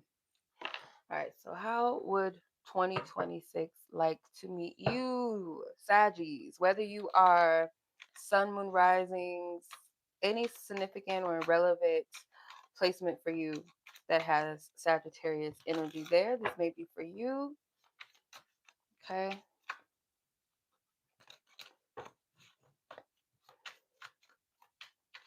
If y'all vibing with this reading so far, or you guys would like your own divine insight for 2026, I do have my divine insight readings available.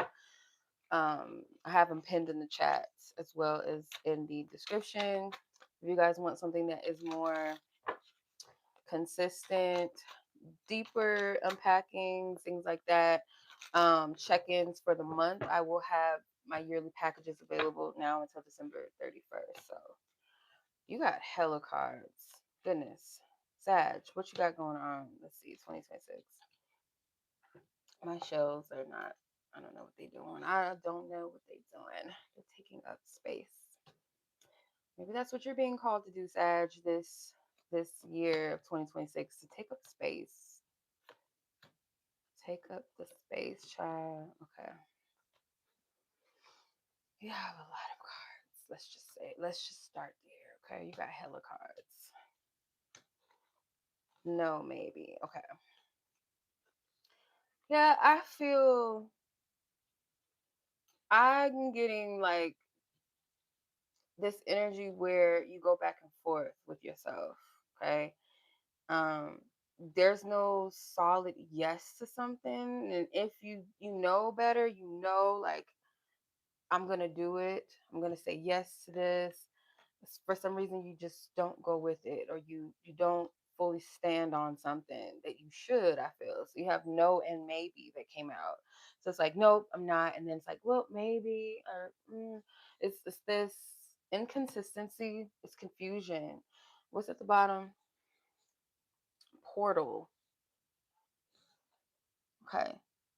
So you might not be able to see all the cards very well, but you have hands, you have rainbow. So it's like you have the ability to reach, touch the sky of your blessings, of a promise, something beautiful. Um, it's like everything that, that your relationship with the spirit realm, your relationship with, what you can achieve and pull from the spirit realm into the physical. It's like you have that in your reach, but you have to be willing to take that chance. And I feel like this, like spirit has communicated this to you. Got the message loud and clear. I feel the message has come through many different sources. I'm getting even something about writing, your voice, your truth, your words, your wisdom, your information, your affirmation, your inspiration. Like it's something with your words connected. Um, Sometimes you have issues with taking advice from people that have been there. Like elders could be people that are older than you, yes, or that people that may be around your age, or maybe even younger, that have wisdom, that they have something to share with you. It's like they're putting you up on game. um Also, it's like things would be much easier for you if you followed your own wisdom, what you know to be true, what you've experienced, like what you know to be helpful and healthy. And it's like better, and it's so much opportunity, so much blessing, so much abundance that's available, abundance of something. um it's not hard to access. Okay, you're also, for some of you, birthing something. Whatever it is that you plan on birthing, like commit yourself wholeheartedly to that, especially things that are connected to your identity, your cultural identity, something about traditions and customs, something that maybe you want to celebrate in regards to that, but you're afraid that it's not enough, that it's not going to be appreciated, that it's not going to be received, um, or that, well, what's so special about me, or what's so special, like, no, maybe I'm wrong, maybe I'm hearing this wrong, maybe something even with your ancestral connection. You might be like, well, maybe I'm just tripping, they're not thinking about, like, they don't think that highly of me, or I'm not that important, or I'm not the generational breaker, like I'm, you downplay something about yourself, and this is what keeps you from accessing these opportunities, these abundances of some sort, whatever it is. Um, Closed mouths don't get fed, is what I'm hearing. And it's not in that traditional sense of like, if you don't ask, you won't receive. It's not so much that. It's like when you don't open your mouth to your truth, your gifts, like something that you've been called to do, called to share, or just show up as yourself, just be you. You are denying important parts of yourself. That's why things are not flowing for you. And this isn't like them being harsh or me being harsh, so I hope that you don't take it that way. But it's like there's literally a portal of abundance, and you're just not seeing it, you're not taking it.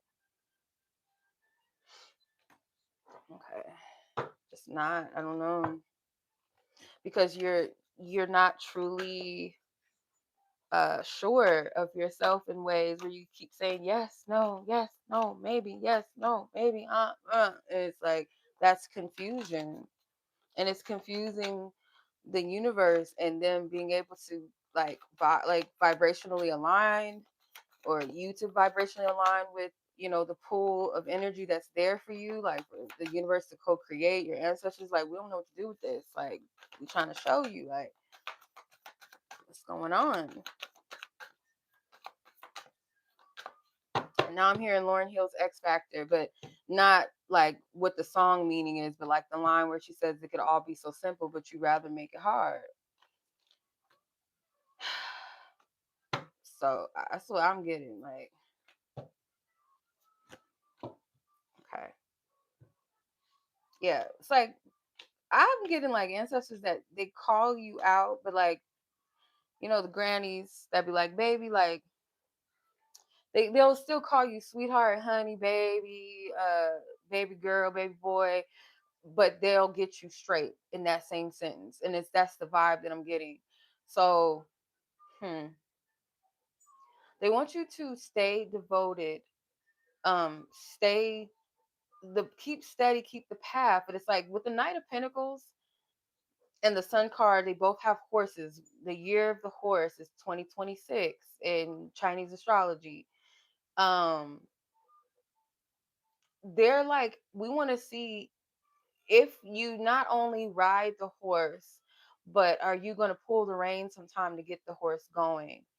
Are you going to direct the path? Are you going to pace it? What's your pace? Is it going to be fast? Is it going to be slow? Are you going to stand still and wait for your time, wait for your turn, hoping that things will grow? It's like, what if the time is already here and you've been sitting in stagnancy, that you're not seeing the growth around you, or you're not paying attention to the seasons evolving and changing, and you're saying, well, no, not yet. I'm gonna just stay here. I'm gonna just wait till it gets a little warmer, wait till it's not this or it's not that.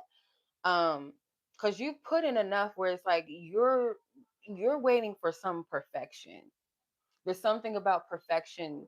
You're waiting for a false sense of perfectionism in a situation, or the perfect conditions, where that there's no such thing in a sense of what it looks like. It's what it feels like. And you could feel that momentum. You could feel that, oh, okay, I'm going to go. I'm going to move. Like, this feels right. But then you stop yourself and you say, nope, it's not quite time yet.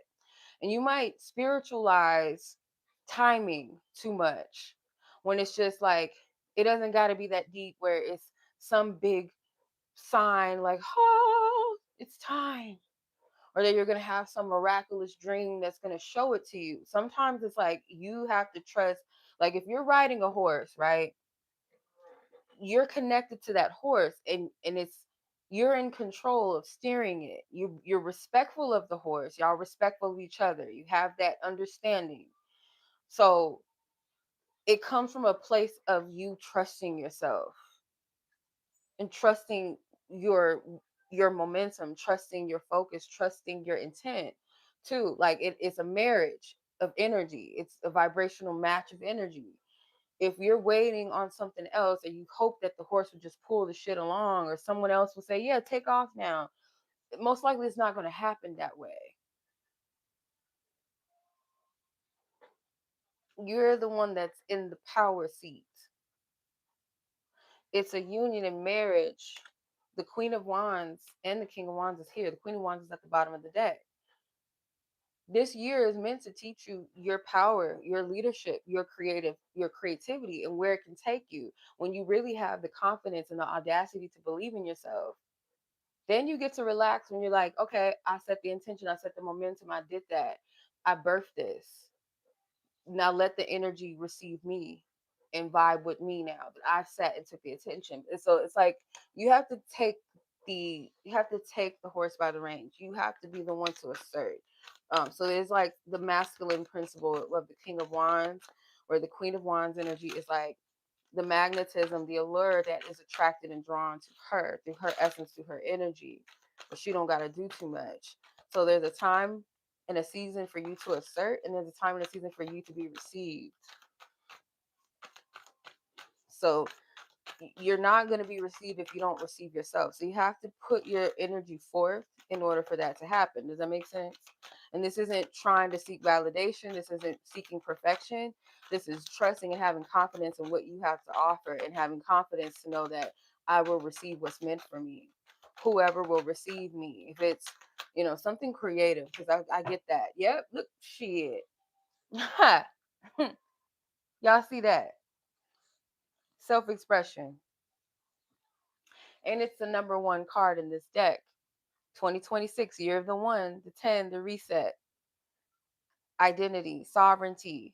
your divine identity, your truth, your focus, your ambitions, your goals.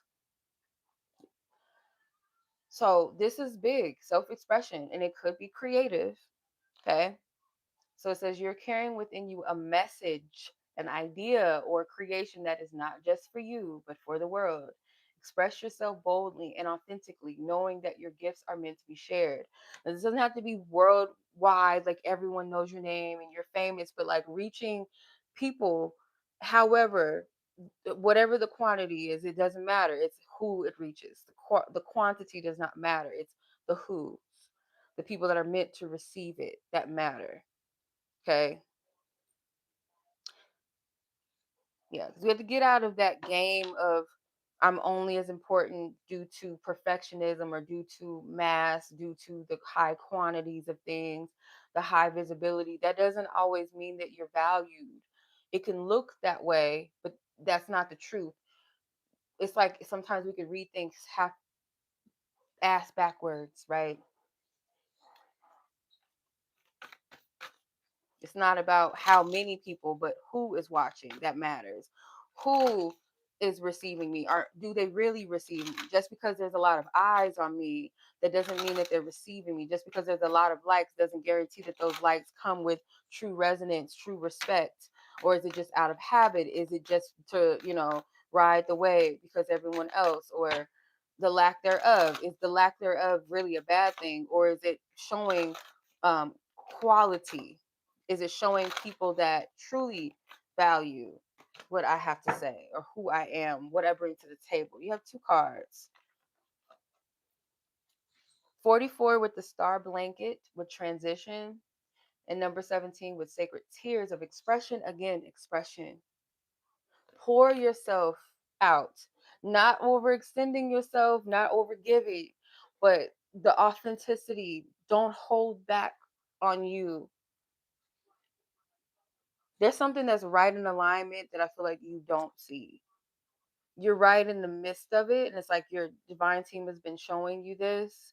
The more heart you pour into something, or the more you're emotionally tied, or the part that you feel like is weak, the part of yourself that feels like it's too vulnerable, that's where your power lies. It's your shadow usually is that the things that you fear, that you shame, is where you find like your blessing.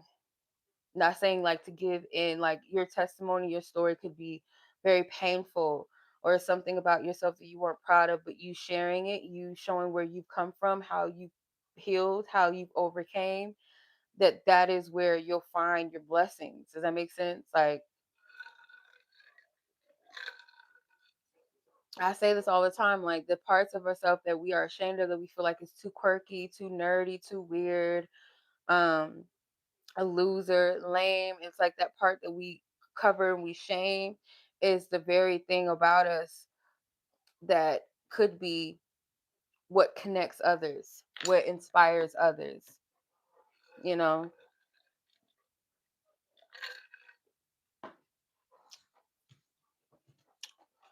All right.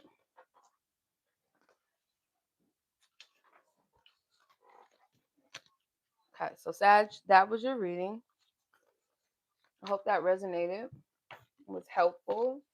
I will be doing Love Zodiac reads for 2026 here, members only on YouTube and exclusively on Patreon. So if you're interested in joining or becoming a member, I would love to have whoever is meant to resonate with those, or has resonated with this and would like to know about their love energy, how love plans to meet them in 2026. You guys can join those memberships for tomorrow. And my divine insight readings, they are available throughout the year, which goes into all areas of your life. And then my yearly portal packages that are more of consistent containers throughout the entire year of 2026. Those are available for booking now until December 31st. Okay. All right.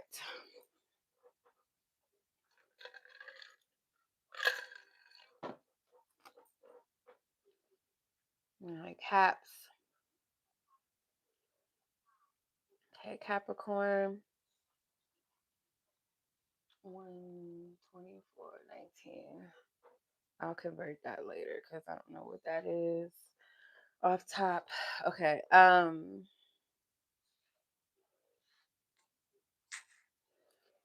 right, Caps.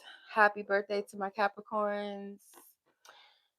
All right, we're going to tap in and see where 2026 would like to meet you or for you to meet it. So you could be a Capricorn, Sun, Moon, Rising, or any placement of Capricorn that's relevant and important to you. Okay. All right, Capricorn. Novi. Wait. Girl, wait, girl, wait. All right, Capricorn. Capricorns.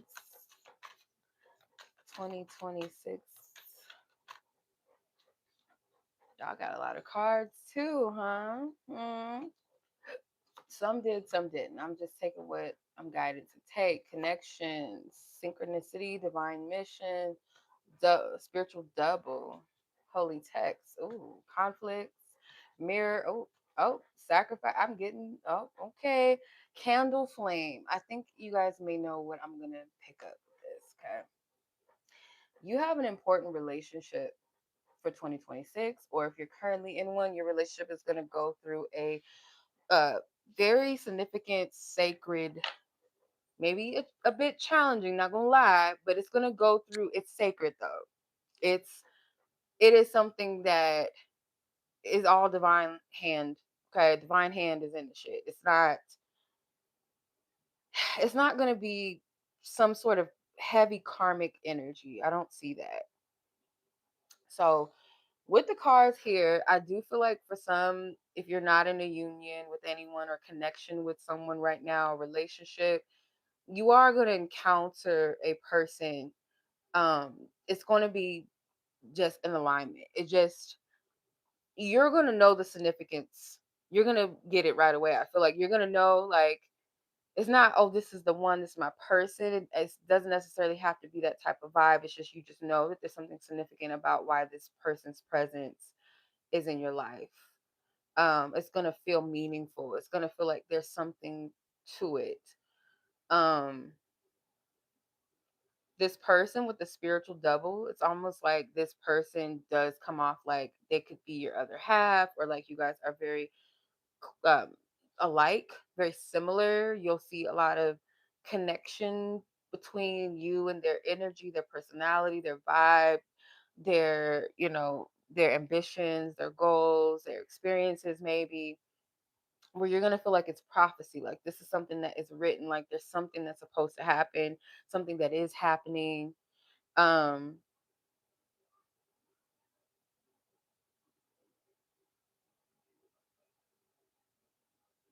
yeah, it's like they're going to mirror back to you things within you that you still struggle with, and that's a part of it. That's a part of the, like, sacred purpose of this, for sure. Not getting that this is meant to be taken as some sort of romantic forever thing.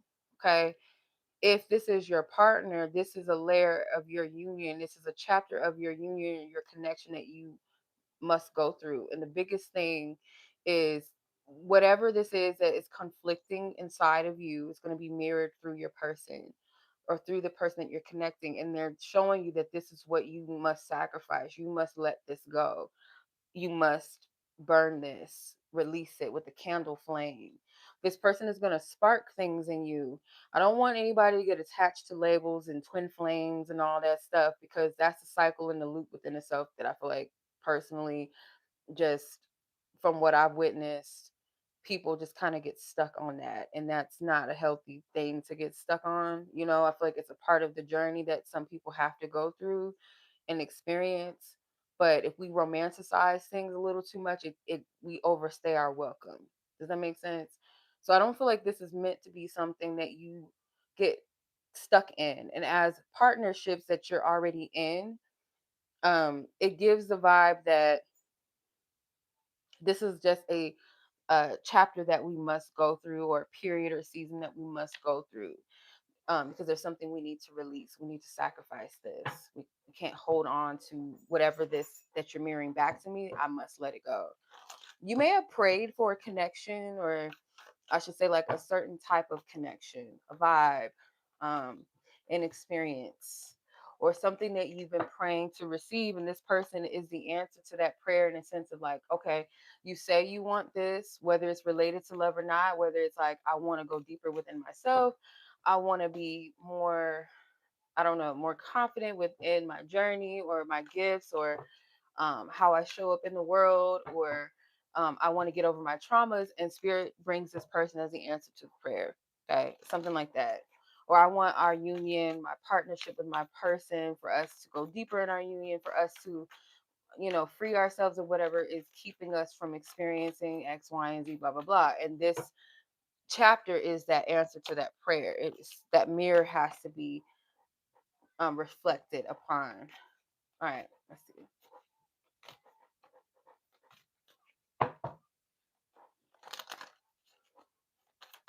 2026.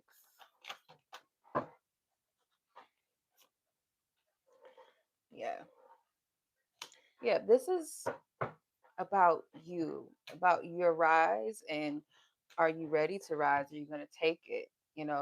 You've manifested something here with the magician, um, that you've asked, and it's connected to you and your capacity in some kind of way, maybe to see yourself as lovable, to love yourself more, to see yourself deserving or worthy, to for someone to truly see you for you, or something about your gifts, what you deserve, or something about being treated well.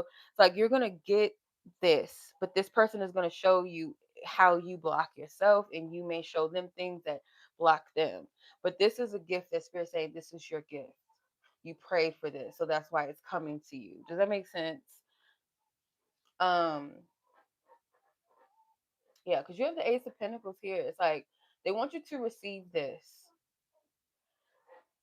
That's a part of the journey that I feel like, as we mature in our spiritual journeys, we have to learn to allow things to unfold, allow things and be present in them, and not get too ahead of ourselves trying to overstay our welcome with things. Like, we will miss out on the experience when we're not present, when we start projecting too far in the future, especially when it comes to love.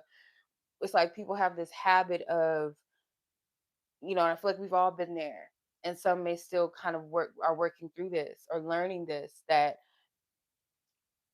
love is meant to be free flowing in experience, that not every connection is going to end in this traditional sense of marriage, or what we've been taught, like this is how it has to be, this is the storyline, it has to be this long. um because some connections are really meant to be seasonal, and there's nothing wrong with that. I feel like we demonize that. As long as you're not rushing in the bed with somebody and trying to make them your person too soon, because that's where we can go wrong. We give ourselves away too early, too soon. We invest all of our emotional energy into something that maybe we're not supposed to. And there might be instances where we really truly experience the love, we truly experience the connection, the chemistry, that it is meant to be felt, meant to be experienced, but it teaches us something and then it leaves, or we leave once it's done. But some people overstay their welcome, like, wait a minute, no, no, no. Why didn't it happen like this? And why? Oh, I can't get over it. And then because we start projecting, we start getting a attachment to something in an unnatural way, that when it's time for it to flow or to grow or to rise or evolve, maybe out of your life completely, or for a time, or um it served what it was supposed to, we don't know how to accept it and feel the blessing and gratitude of experiencing it and releasing it in love and surrendering. We have to attach, we have to terrorize ourselves, we have to make our lives miserable by, why didn't it work out? Oh, this person is my one. They'll come back. Are they coming back? Are they not coming back? And it might not meant to ever be that, especially if you're romanticizing a situation that, um, you were meant to pay attention to, and you could be an assignment, and you made it into something that it wasn't. You made it deeper than what it really was, you know. Um, but this feels like a gift that spirit is giving you, and this is cautioning with the Seven of Cups. It is cautioning you to pay attention and not get carried away with your emotion.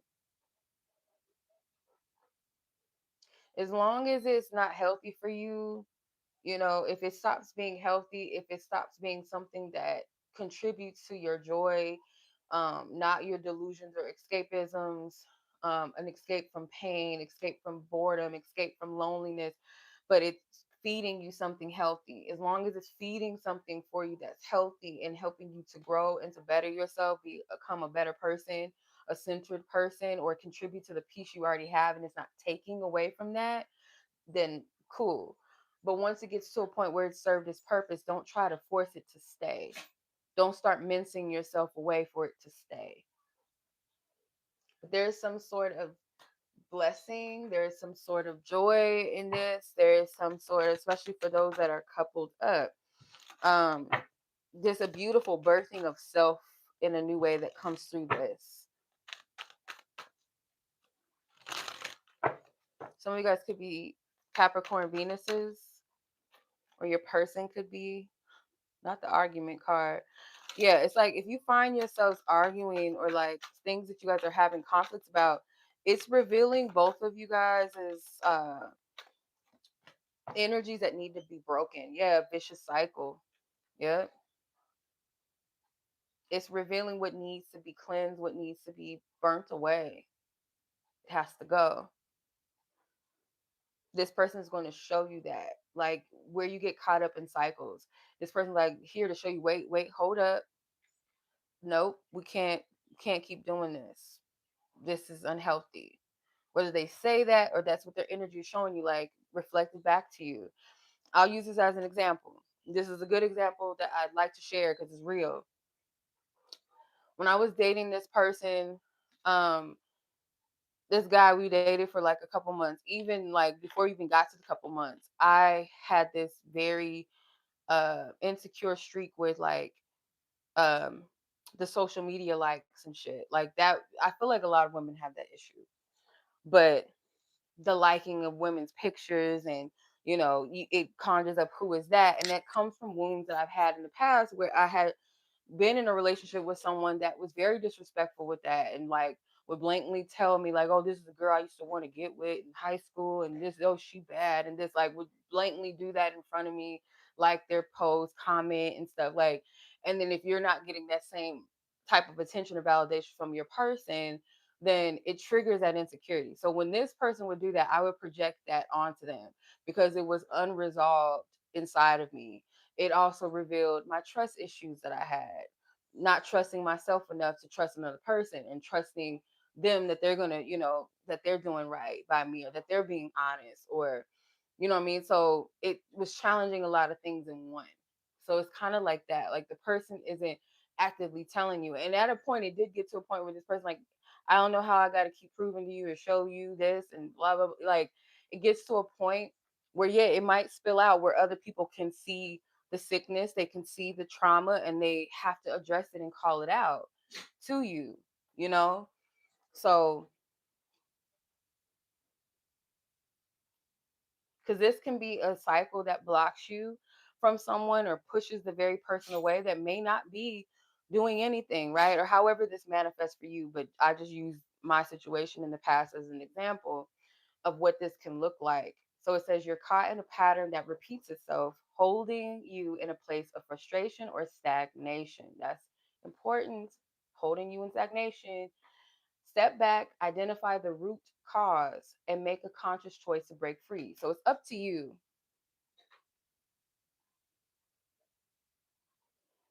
No, I agree with you. I feel like if this is not somebody that is like your cousin, it's not your sister, it's just some heifer that you knew from school, like me personally, and especially like the type of picture, if it's a thirst trap, that to me is a red flag. So I don't feel like you're immature in that sense. If it's like clearly something that, you know what I mean, like, and then it can go into, oh well, what is a thirst trap? I feel like a thirst trap is obvious. Like you could tell when a woman is like, showing her body, her booty, her angles, her shots. She could be in a bikini, she could be, you know what I mean, or a video that seems suggestive, or it's women that you don't even know online at all. That's disrespectful when you have a woman. That's just me. But I don't know. Some women, they like to play like, oh, I'm the cool girlfriend. That doesn't bother me. Like, we see attractive people every day, but that don't mean you gotta gawk at them and be all up on their shit. Like, no.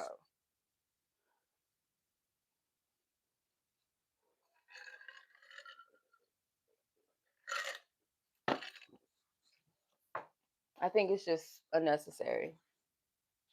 But I love how the viewer count just dropped. I don't know. Maybe I called some people out. It is what it is.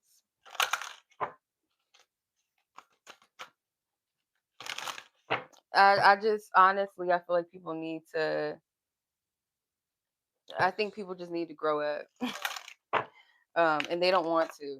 They like staying in their drama because it requires too much accountability. Like a lot of people I notice, like in relationships and love and dating, a lot of people are just like very, very emotionally immature as individuals. They're insecure.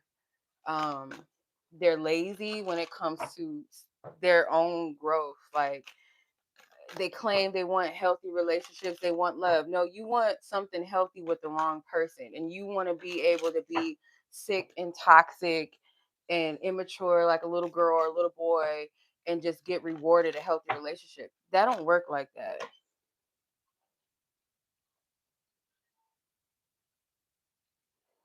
Yeah, if she's that pretty. Yeah. I mean, you can notice a person. This is my thing. Like, you can notice attractive people, but there's a disrespect. I feel like that's like a man would get upset if his girl or his wife, whatever, was liking some man's video of him walking around in his drawers with his dick print out, cooking breakfast, and clearly it's a thirst trap video, and you sitting there liking it. Like, I wouldn't do no shit like that to my man. So, like, would men do it? I just don't get it.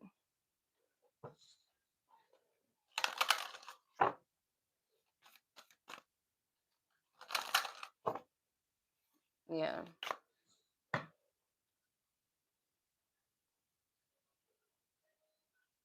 I put it. Oh, cooking with Kaya. Yeah, they love that. They love that little episode, child. That little 10 minutes or 5 minutes of fame. They was all up on that. Um, I don't know, like some men are just predictable. They're just lustful. That's another thing too. Like most men, they're just lustful. They're just lustful. They don't know how to handle themselves. Everything's about sex and you know what I mean, like just deviant energy. So it's like half the time it don't even really be about the woman. Like the woman, if you look good or you don't, or you know, I wouldn't take anything men say to heart about, oh, she's got to be this and she has to be that. Like because most of them will just sleep with whatever. Um, they put all these pressures and stuff on certain women just to make them insecure and triangulate them and shit like that. So who gives a fuck about what they talking about? Like if it's not a man with some type of respectability, which is kind of rare, good luck finding that sometimes. I don't know. But some women they rather settle. I ain't got nothing I don't know what to say. I just don't. I know it's not easy, and I know that's why heifers be checking out. They be like, "Oh, this bitch, nope, I don't want to hear this," because it's real shit. It's real shit. You know, people don't want to evolve. Like a lot of people don't want to do that.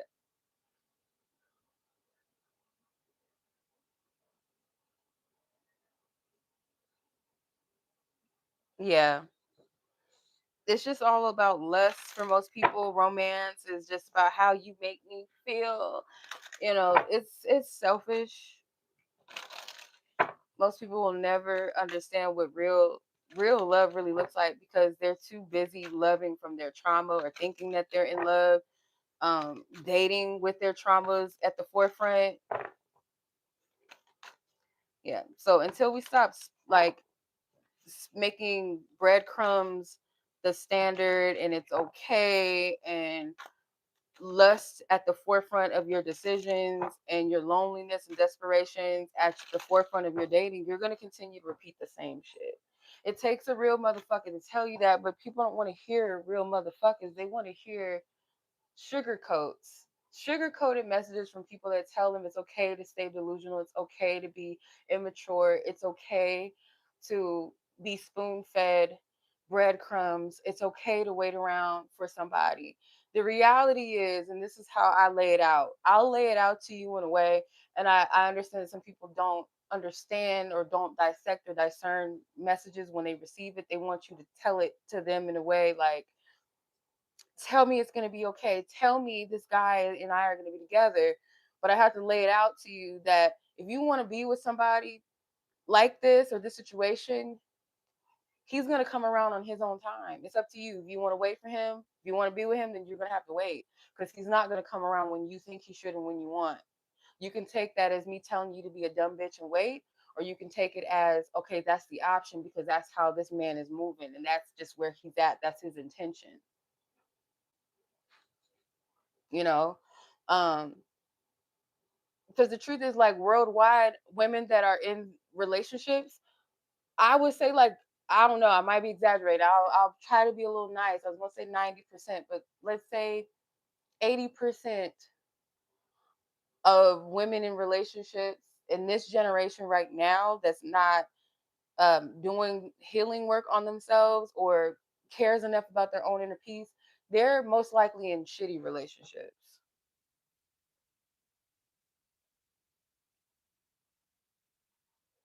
They're in shitty relationships, they're settling.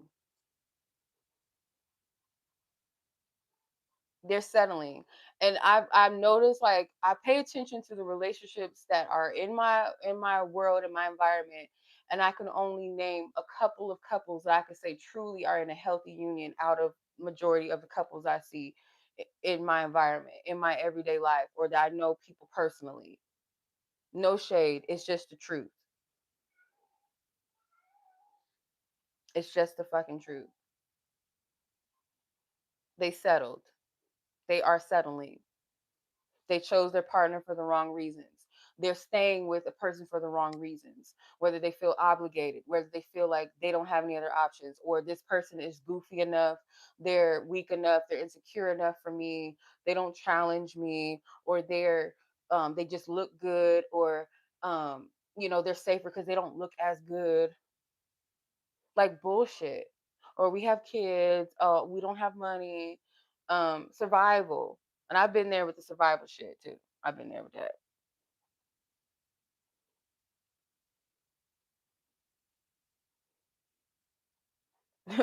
Baby boomer, fuck boy. Not baby boomer. Yeah. I don't want none of that. I say this all the time, like I'd rather be single. Like when I feel some pressure sometimes, I'll snap myself back in reality and be like, I don't want none of this shit y'all got. I don't care how cute y'all make that shit look online and all of that. Just let your man have a moment to speak something out of his mouth. He will tell you right away he ain't shit. He gonna show you he ain't shit. Or that your relationship is not built on anything of real substance. It's not healthy. Some people just overstay their welcome. A lot of people are dating from their trauma and they don't want to see that. They don't want to heal because they have it conditioned in their mind that it's better to be with somebody, or some of y'all, like, not y'all personally, but if this is you, I say this out of love. Most people too, they're not even in relationships. They're in situationships, or they're under this false sense of loyalty to a person that has not even chose them yet. Child, I did side note, we'll get back into the reading because this is probably for all signs at this point. This part right here, just free game, just take it. No, my good sis, her sister did like a prompt on Chat GPT, and I was like, oh shit, I want to try that for myself, right? Um, she said, where's it at? She asked, she said, hey chat, I want you to gather everything you know about me, every question I've asked, and show me where I could possibly have energy leaks. I did the energy leak as just like a general sense, but I did it also from a love sense. And I asked like my energy leaks when it comes to love and relationships with people. The motherfucker called me out. Okay. The bitch called me out. And I can't even be mad because I needed to hear it. But one thing that I feel like um that everyone can relate to. I'm gonna read that prompt back to y'all because I feel like we can all relate to this. Okay.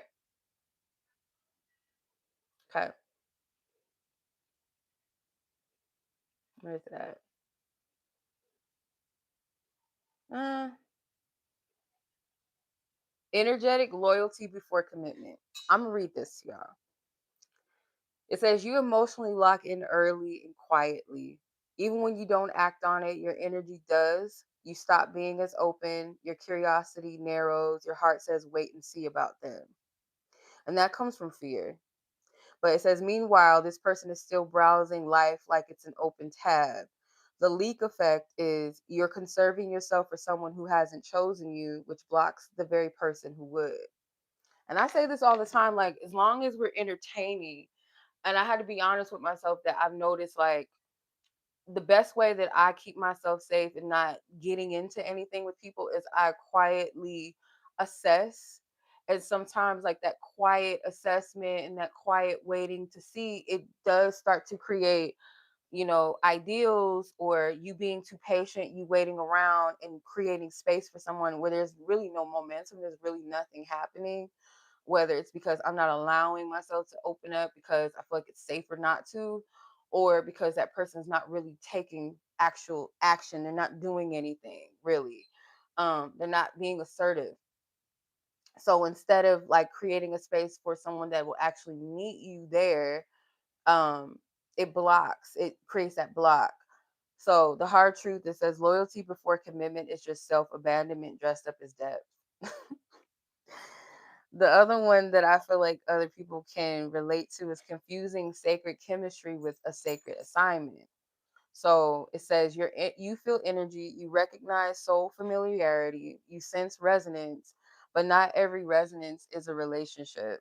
Some connections are activations, mirrors, reminders, closures in disguise. The leak effect is you stay emotionally present in a connection past its expiration date because it felt meaningful. Hard truth, intensity is not a contract. Alignment shows up as ease, not a suspense. Oh, I actually have a Capricorn and Saturn, so it's just like spirit fucked me in the ass when they created that with no lube, child.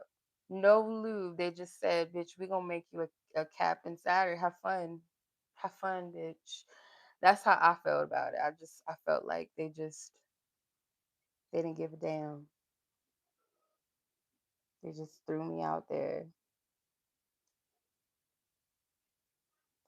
They just threw me to the wolves, child. All right. Okay, Cap, I'm sending much love to you. That was heavy. That was intense. Whoever needs to hear that, they needed to hear it. Okay. Ah, the Saturn generation. And the Pluto thing, too. Pluto generation is Scorpio. Yeah. Yeah. Spirit's like, we gonna make you motherfuckers like, here.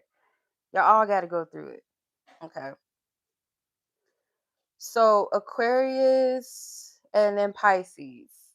And then I got to take my dog out because she over here tripping.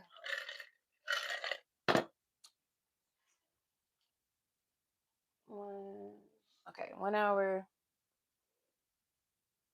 153 minutes. What is that? All right, Aquarius, people, sun, moon, risings, any placements of Aquarius that is relevant to you. Capricorns, I hope you guys are okay. You guys are well. I know some Capricorns probably didn't want to hear that message because I know some for a fact that need to hear that, and they probably like, bitch, fuck you. But have a good time spinning in that orbit of delusion. Have fun if that's you. I hope you break free, but it's up to you to do that, sis. That's up to you. All right.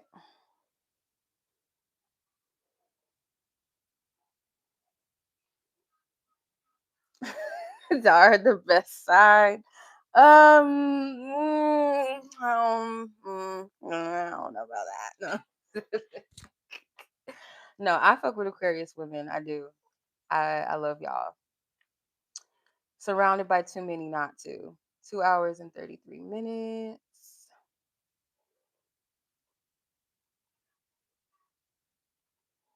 Okay. So we're gonna see where 2026 wants to meet you, okay? Or how rather 2026 wants you to meet it, okay? So Aquarius placements that are relevant and important to you with enough sleep. Yeah, yeah. No, every zodiac got something with them. You know, they have beautiful qualities and they have something going on with them. Commitment in reverse flew out. I'm going to take that because that was very, very interesting. Gifts. Gifts, bones, the watcher, the watchtower. Um, water, mommy water, and smoke. Rain. Okay. I'm getting a lot of cleansing. Okay. Some of you guys, speaking of relationships, because Capricorn got it really, from the tight end, they really received, okay, for real. In a way, I don't feel like they was ready. But it's kind of giving that same energy a little bit, but not the same. It's different. If you have a Capricorn placement in your chart that is important to you, or you are a cusper, you're a Capricorn Aquarius person, some very significant relationship or commitment, some sort of commitment you've made, doesn't have to be necessarily a person that you've committed yourself to, not even romantically. If it is a person, it could be people that you've committed your time and energy to, or something, a job, something has ended. And because that commitment has been severed, or you've severed it yourself, regardless, whatever, whoever severed it, however it was severed, this is the gift. Okay. I feel like for quite some time, Spirit has like been showing you this, revealing this to you, or some things about this connection. That a long time ago, like your spiritual team was like, this is, you need to reset, you need to cleanse your energy. It's time to burn the cape. I'm hearing with the rain card. Rain is like cleansing and renewal, but it also can represent like that cleansing from heaven, right? So whether the water comes from your tears, your it comes from literally cleansing and nourishing yourself, regardless of it, Mommy Watson might resonate with some of you as well.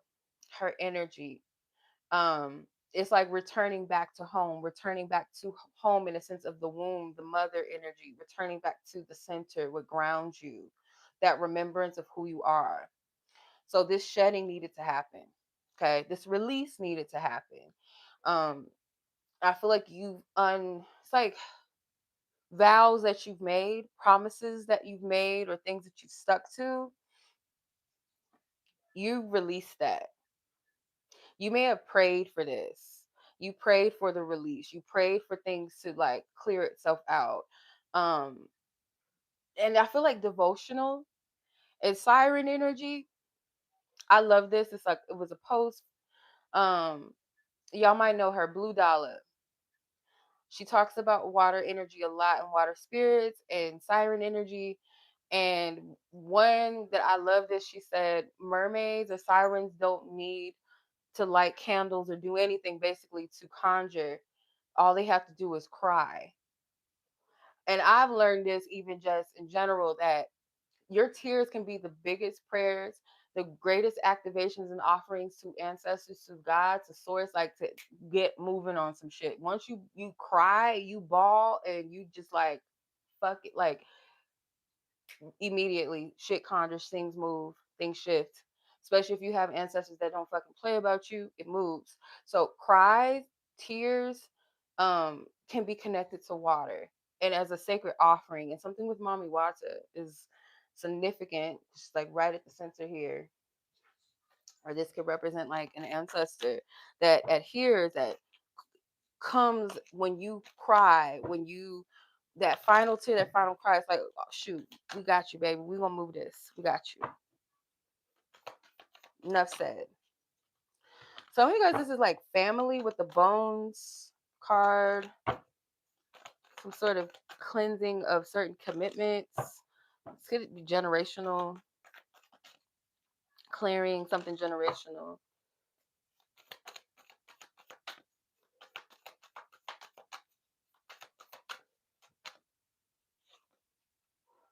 Melodies from Heaven, I love that song. Yeah, like some praying for rain, you're praying for renewal, you're praying for cleansing.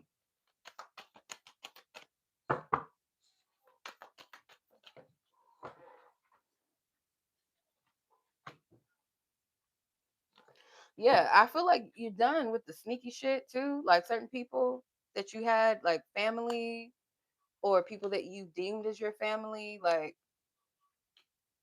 some of you guys left a relationship, like people that aren't contributing to anything healthy in your life nor in their own lives. Like I'm good off this. I'm good. Um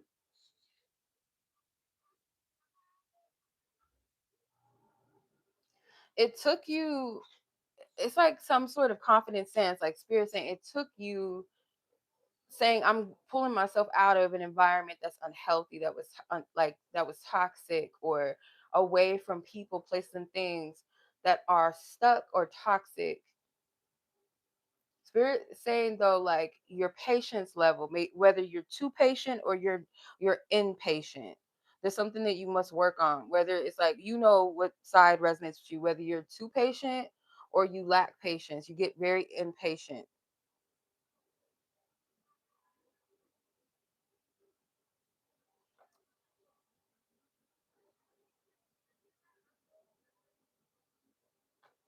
Hmm.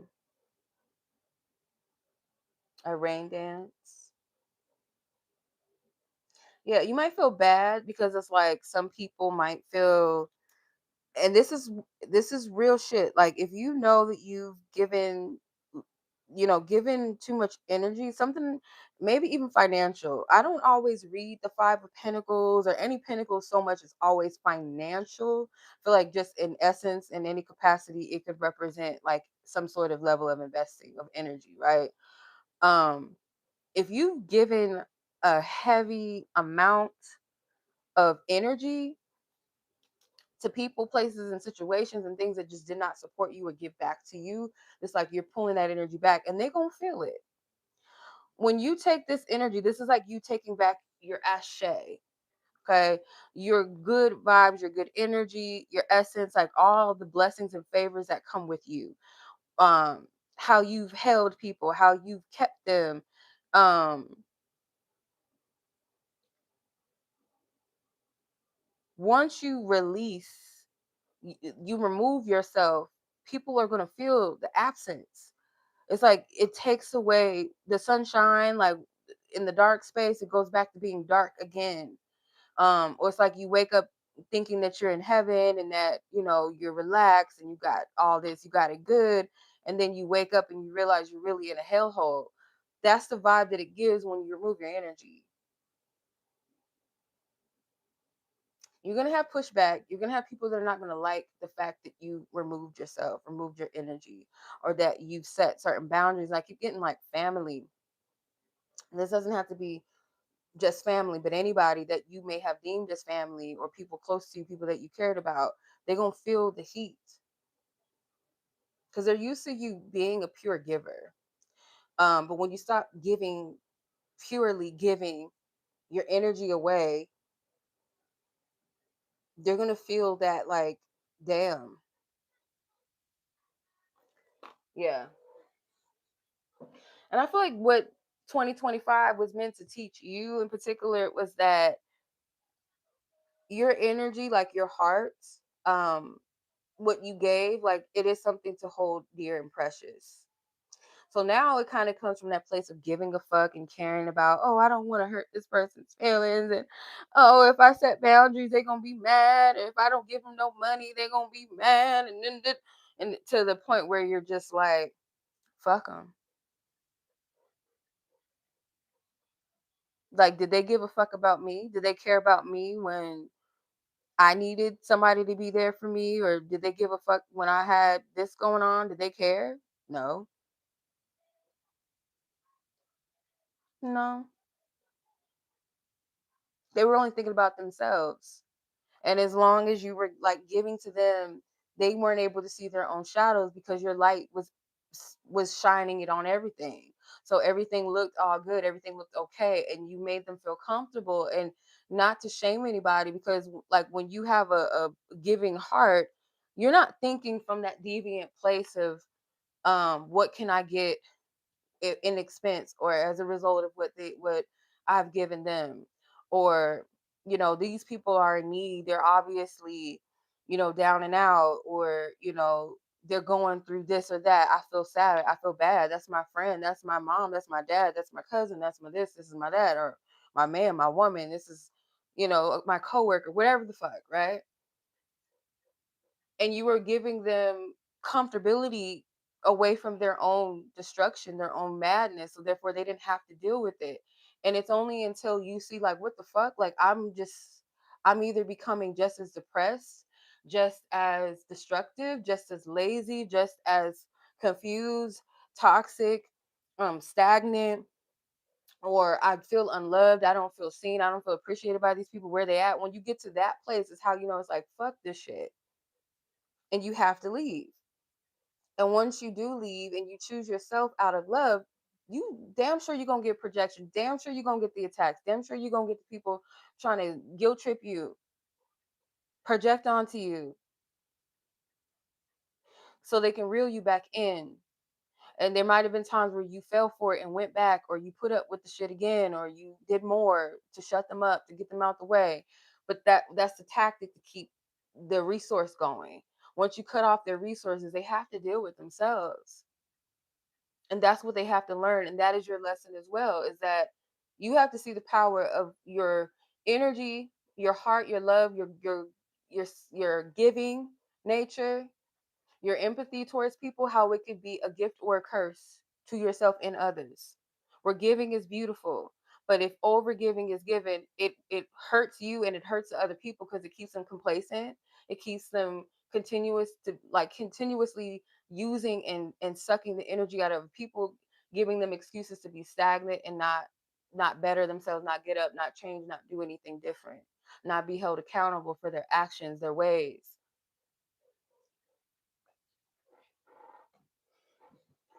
The hardest part is like separating the association from the person, or the relation to the person. Like, oh, that's my, oh, but that's my, but they did. So if they got problems, they got problems. If they're a shitty person, they're a shitty person. If they need to grow up just like you, if they need to better themselves just like you or the next person, okay. That's the hardest part, is separating that association, that relation, that whatever, because it's a false loyalty thing.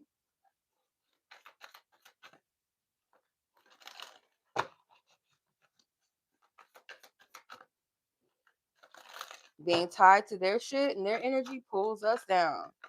And you know how it is when you got the good ashe and they benefit off your shit and they take it from you. And then what do you have left? So you have unspoken words that want to come out. You have blessing in disguise, a higher plan, and spiritual path. All those cards want to come out. But I'm going to take the first card. You have power struggle at the bottom. Yeah. So unspoken words is like some things don't need to be spoken. As much as you want to be the bigger person and say, oh, well, let me tell them, let me express how I felt and why it bothered me. And I want, no. And some of you guys, it might be like you do need to express truth, but I feel like it's going to cause friction. So for most of you, I don't feel like you should say anything, because I feel like some people just want to fight. They just want drama. They want to be able to get a reaction. Um, and it's best to take the high road and just turn your back on that shit. But it says there is something you have left unsaid, a truth that lingers in the air, heavy and unresolved. These words must find their voice, for they carry the power to liberate you and others.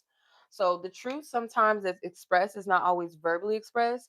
Sometimes it's like you yourself, you honoring and being real about the situation with yourself, because that comes with that false sense of closure, where we believe that closure must come from having to sit down and talking with the person, or communicating some kind of way with the person, or hoping that they would say sorry or this or that.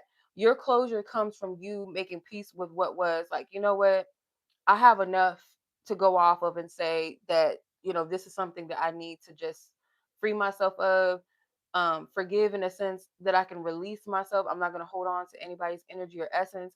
I'm not holding on to any grudges. I'm going to free myself and I'm going to move on, because what good does it to keep me stuck in this energy, in this loop? Because that causes illness. Now, the ego has to get the final word. It's like, it's that false sense of reassurance that you're back in power when you have to have the last word, or you got to transfer the energy onto another person, and then you become an energy vampire. You become a sick person when you go, okay, I just got to get this shit off real quick. That's your ego. That's you feeding into the low vibrational energy, rather than you saying, fuck it, I free myself. I don't even want to give it no dust, give it no power, give it no energy. I'm done. Good. I learned what I needed to learn. I'm not delusional about what happened. I see what happened. I realize it. It was wrong. This person was wrong.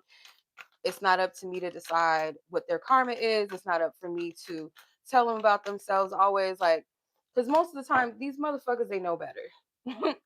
They know what they're doing. To be a manipulative person, you have to know what you're doing. You have to have a strategy, at least in my opinion. Like, you have to be able to come up, you have to know there's power in what you're doing, to even wield in, to be manipulative. So they know what they be doing. What do you need to tell a grown person about themselves for? They already know. They just were banking on and just riding the wave of the fact that you didn't know, that you didn't see. They knew what they was doing. So sweet grass receptivity. Sweetgrass is a good smudge. Um, Sweetgrass, you can work with sweetgrass in different ways, however you feel guided to. But I feel like this is something connected to the heart chakra. You're going to have to work on your heart, okay? Because if you're holding on to anything, it will block your ability to receive, okay? And spirit does want you to continue to cleanse what you need to, because if you keep these doors open or these attachments connected to you, they could block your blessings, because spirit is not going to put something in your path. Um, yeah, some of you guys are dealing with, you know, people that have ego issues and power struggle issues, and so to try to be sensible with these type of people, it's not going to work. Good luck with that. It's best to leave them yelling at themselves, talking to themselves. um let them fight with themselves. Who gives a fuck what they think? All right. Easier said than done, right? But yeah, that was your reading, y'all. Much love to you. I appreciate you guys. Thank you. Thank you. We're going to move on to Pisces. I didn't mean to overstay my welcome on this live. It feels like I have. But I appreciate you guys. Like this video if it's really resonating, if it's really hitting on something for you. Yeah, so Pisces, you are up next. Last but not least. Okay. All right. Pisces. The fishies of the surf. No. Come on. Clocked it. Yeah. Clock it. With the T. Sip, sip. Cha. Sip, sip. All that carrying on. Child. Let's see. 137, or no, that's 73. Yeah, 173. The Mommy Watsa song playing. 2 hours and 53 minutes. Okay. All right. So Pisces, my fishies of the sea. This is your reading. All right. So you could be a Pisces sun, moon, rising, or any placement of Pisces that's relevant. Yep. Before we get started with your reading, Pisces, I do want to share, because I forgot to mention in the last one, but if you've been watching these all throughout the night, y'all probably already know. But before we close out, I want to share, tomorrow I will be doing an exclusive love New Year insight reading for all the Zodiacs. Okay. which is just about who's showing up in 2026. So this one is going to be reserved for my Patreon and YouTube members only. Okay. Um, we'll be tapping into how love is actually showing up throughout the year through love, family, friends, coworkers, spiritual connections, so on and so forth, whatever, right? Um, how the lessons might appear through these connections and love itself, any emotional patterns, any relationship mirrors, divine timing, things like that, what your heart is ready for, what type of partner or love situation you're ready for. So if you guys are down for that, y'all want to check it out, I will leave the link in the description, or you guys can check out for my community post and you guys can join. Okay. All right. So yeah, we're gonna tap in. Let's get it. Pisces. How does 2026 want to meet you? I know, girl. I know. Hold on, Nova. She's like, no, you don't know.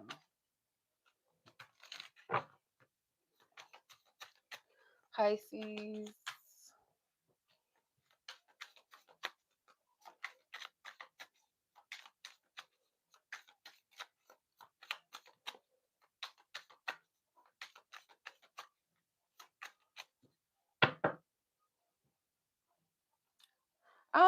There's something about tree people. I don't know if there's like a museum or something where there's like a sculpture or something, like some sort of city fixture or something. I don't know. Um, where there's like a tree, but it has people's faces in it. I don't know what that has to do with anything, but I just saw that in my mind's eye. It was kind of weird. Ancestors. Well, it could be something to do with ancestors. You have the unknown at the bottom of the deck. I'm not going to take all these cards, but you have a lot of cards. Look, fish, Pisces, hey. Um, yeah, use your intuition. Your ancestors are going to be giving you, wow, you got a lot of cards. Leopards, Mami Wata, um, wow, yeah, roots. So kind of similar to the Aquarian energy. So you could be a cusper or something. There is like new things opening up or want to open up for you. You're stepping into something new. And in order to do that, you have to leave a shitty environment or connections that are kind of mediocre, in a sense of like, um people that don't want good for themselves, therefore, or don't know how to get it, don't believe they can. So it's going to spill on to people that do want to do better for themselves, are doing better for themselves, are expanding, are growing. um and it's kind of like, for some of you, it's putting you in this vibration or this energy of confusion with crossroads. Like, you're stuck between this new energy and unfinished business energy here. It's like, the new energy, I sense it, I feel it, or I want new energy. I want to step into something different for a change. I want to do better. I want to grow. Um, but your fear is keeping you stuck. You literally, with the intuition of the roadmap card, you literally already know the answer. You already know what the fuck you got to do. You already know. But it's like you're stuck when the path is already clear or the direction is already clear as to where you're supposed to go. Um, Superiority and dreams. Your dreams are clear. Your dreams are, these aren't just some fantasy fly by night things. This is not whimsical thinking. These are deeply prophetic dreams and visions, goals, and aspirations that you have for yourself. Somebody along the lines may have told you something that you think you're better or you're never going to achieve. You're thinking too high, you're thinking too great, you're thinking too beyond your means and all of that, when it's just a projection. Your ancestors, they come through in a way that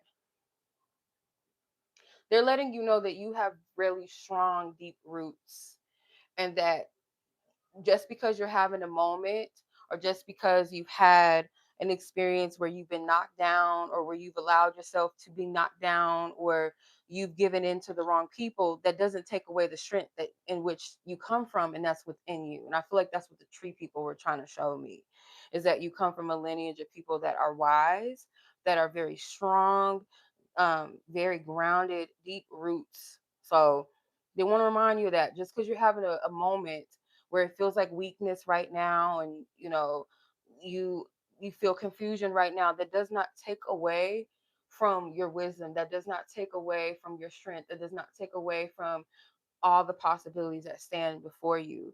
It just, they want you to trust yourself. That's the biggest thing. Like, trust yourself. And it's not going to be something that you're going to have all the answers to with the unknown. Why is Juju upside down? Like, they want me to take note of that Juju in reverse. It almost looked like a name. Let me see. Nini? Somebody's Nini. I know some people use that word. Nini is like usually grandma, like a nickname for grandmother, Nini. Someone's Nini, or that's someone's name.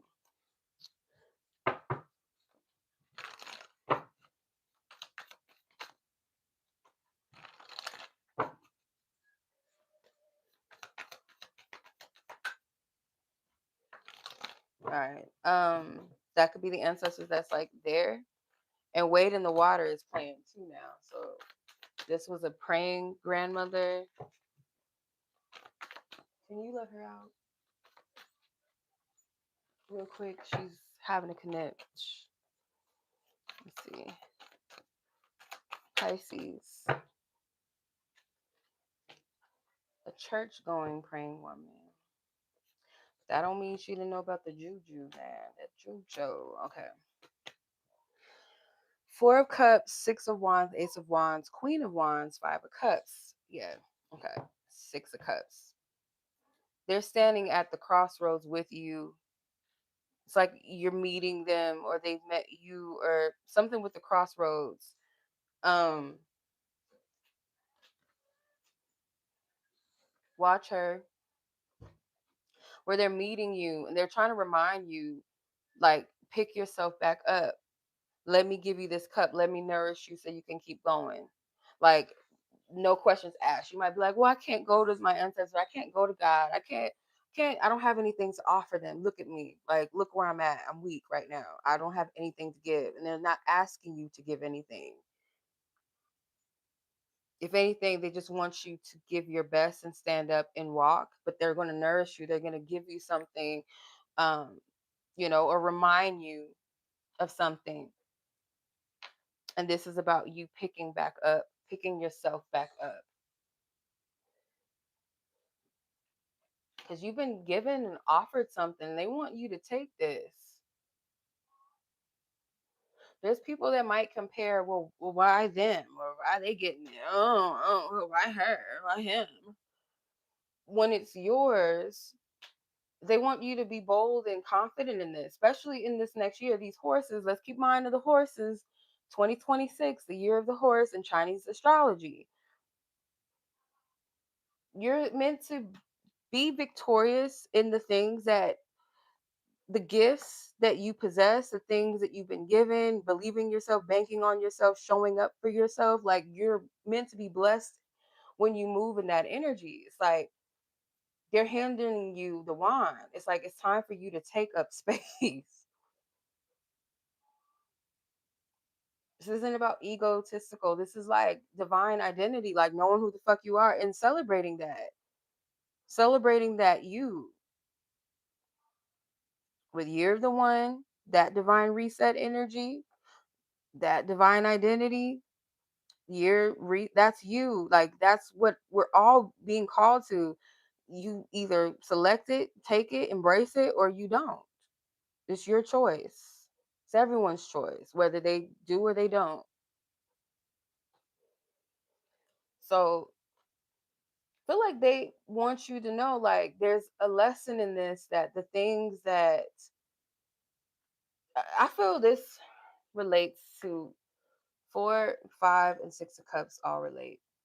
It's like a progression of a story, beginning, middle, and end, where the beginning is like you might have just counted something for the sake of being safe, or to not ruffle anybody else's feathers, people around you, not making them feel feel some type of way or jealous, or you don't want to be outcasted, you don't want to look like you think you're all that, or you're this, or you're too much, you wanted to play safe.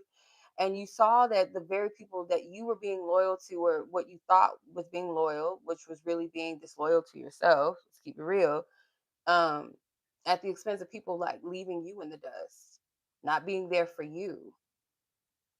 And you were being left with a remembrance and reminder of the relationship with you, God, your divine team, and maybe a particular ancestor. And I feel like it's a grandmother, but then reminding you that in spite of what you feel like you've lost, or how weak you feel, or how you feel like you played yourself, how you feel like you're stupid and why did I do this and why didn't I see this, blaming yourself, shaming yourself, regret, release that guilt, because they're giving you remorse. They're giving you, you know, they're coming from a place of compassion and understanding, and meeting you where you are and saying, we're giving to you, and it's without condition. You don't have, with these relationships, it was conditional. you know they might have required you to keep them feeling comfortable in your presence, or for you to diminish your light a bit so they wouldn't feel too much, or didn't feel like they had to step up, or that they had to grow, or that they had to be better, or be good people. They could just ride the coattail, ride up the expense. You'll take care of it. You'll make up for all our bad deeds. You'll settle for whatever for us. It's okay. Until you needed them, they like the hell. Okay, bye. When you had a moment where you couldn't give, or where you didn't show up a certain way that they wanted you to, or expected you to, or you stopped, or you told them you wouldn't. They want you to learn this lesson that we're giving to you because we love you unconditionally. We're not asking you to give anything to us. We just want you to stand up. We want you to continue walking your path and look forward and not backwards. That's in the past. You're human. You go through it. That's a part of the growth. Now let us continue to water you and nurture you. That's all they wanted you to know. Let's see.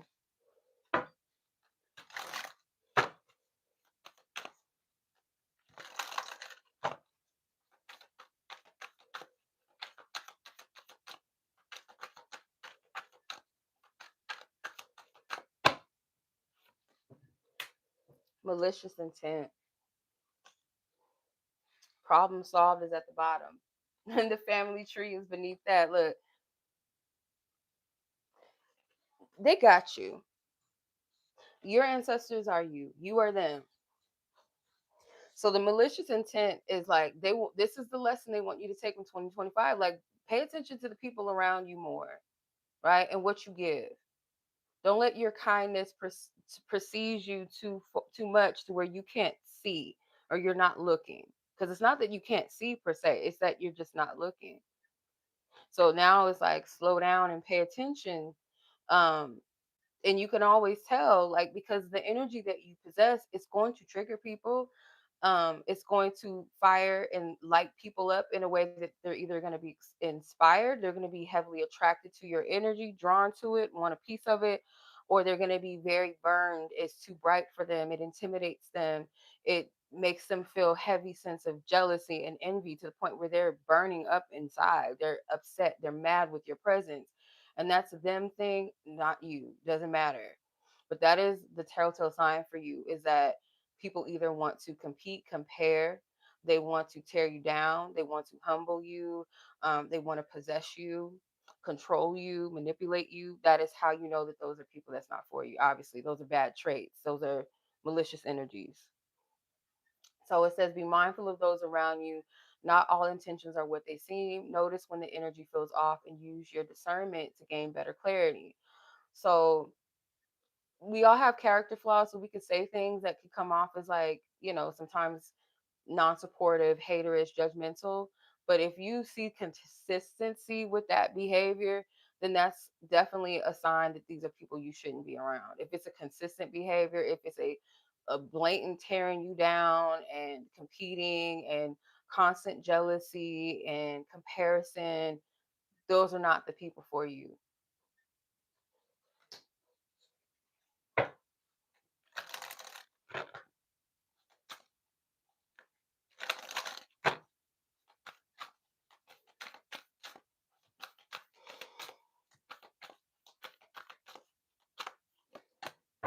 Medicine wheel with cycle.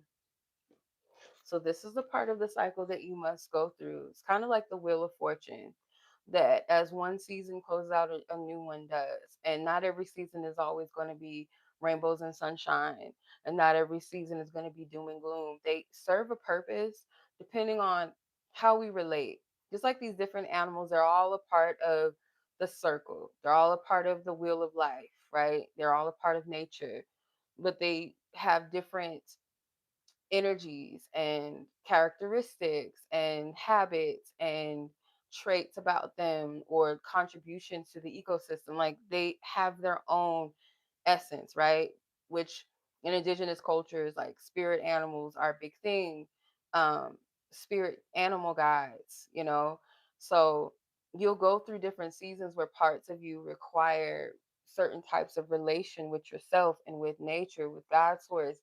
Require certain instincts, survival, um, energy, and not like hustle and bustle, but just kind of like, I know what my body needs. I know what my spirit needs. Like, you're learning these things, what you need. Whether you're in hibernation, you need more rest, more sleep. Whether you're in hunter season mode, whether you're in flight mode, all of this is significant regardless of what season it falls into. And you might be in a flight season because at the bottom of the deck you have the spring equinox card with the eagle and flight. Spring equinox is for new things, renewal, new seeds, gratitude, celebration. So that's the season that you're moving into this year. So, or 2026 rather. Um, Doing you and like celebrating you. And I've just noticed the fact that the emperor was at the bottom of the deck after the Six of Cups, because that's what originally was at the bottom. But the Emperor is the first house energy, the Emperor, Mars, the year of the one, the self energy. So, yeah, that's your reading, Pisces. Or those of you that have placements of Pisces. But I hope all of you guys enjoyed it. The timestamps will be available. For my personal divine insights readings, I also close out the reading with what guardian is with you. So I notice a lot of ancestral guidances coming through these readings, animal spirits and things like that. So we'll tap into, in my divine insight personal reads, what ancestor spirit guides walk with you for the year, as well as what archetype for you to embody for the year and what's the future energy ahead. So we'll tap into all elements. It'll be way more in depth than this. All areas, including love, but I'm separating the um, general messages for the collective from the love. So the love reading will be tomorrow for my YouTube members and my Patreon members. But yeah, if tonight's reading resonated and you felt called to go a little bit deeper, I do invite you guys to join the memberships. Meet me tomorrow. Okay, it's going to be our own little sacred little circle, and or booking one of my yearly portal packages, which are officially open for bookings now until December 31st. So soon they close. And then my divine insight reading for 2026, that will be available throughout the year. So yeah, my yearly portal packages, I have two of them. They are a once a year opportunity to work with me at a deep level, a transformational level. So this isn't just a moment, but this is for like an entire year. So the two containers of the yearly portal, the first portal package, this one is really for those that are done with repeating the same cycles and ready to evolve more on a weekly, consistent, intentional basis. So with this package, you'll get 12 months of weekly sessions on love, purpose, energy check ins, whatever your spirit needs, for ritual prescription. So, like any spiritual work that's tailored for you specifically, your goals, your intentions, um, quarterly cleanses and insights, sealing sessions, any journal prompts, those will be sent to you by email, that are personally tailored for you. Spiritual doula check ins for grief, rebirth, and boundary healing work, womb work, things like that. And any custom ancestral offering or prayer services or energy that you may need. And you get priority scheduling throughout the year. So obviously, this isn't a quick fix. Okay. This is like for completely shifting your energy. And then the last package is my soft power yearly package, which, if you know that you're currently evolving, but you want something a little more gentler, something sustainable for you, You get a monthly reading of your choice throughout the year. So each month we check in once a month. Seasonal journal prompts, priority scheduling for you guys as well, and any consistent energy guidance for you. Okay. So both packages are open until December 31st of this year. And after that, the bookings close. My divine insight reading gives you a sacred preview of the year ahead. Okay. So any blessings aligned with your name, shifts, opportunities to expect the preparation for you for the year, direct guidance from your spiritual team, that will be delivered to you as a voice recorded reading. So yeah, if you're feeling the pull, trust it. Your new chapters are waiting for you guys, okay? But yeah, click the links in the description to book your spots if you're interested, okay? So timestamps will be available for the reading that we did tonight. So I hope you guys all enjoyed this. Like this video, show some love, gratitude to all of you that joined the live. Thank you for the likes. Thank you for the viewership. I appreciate that. Y'all be blessed. Be safe out there in these streets. Take care. Until the next read. Peace.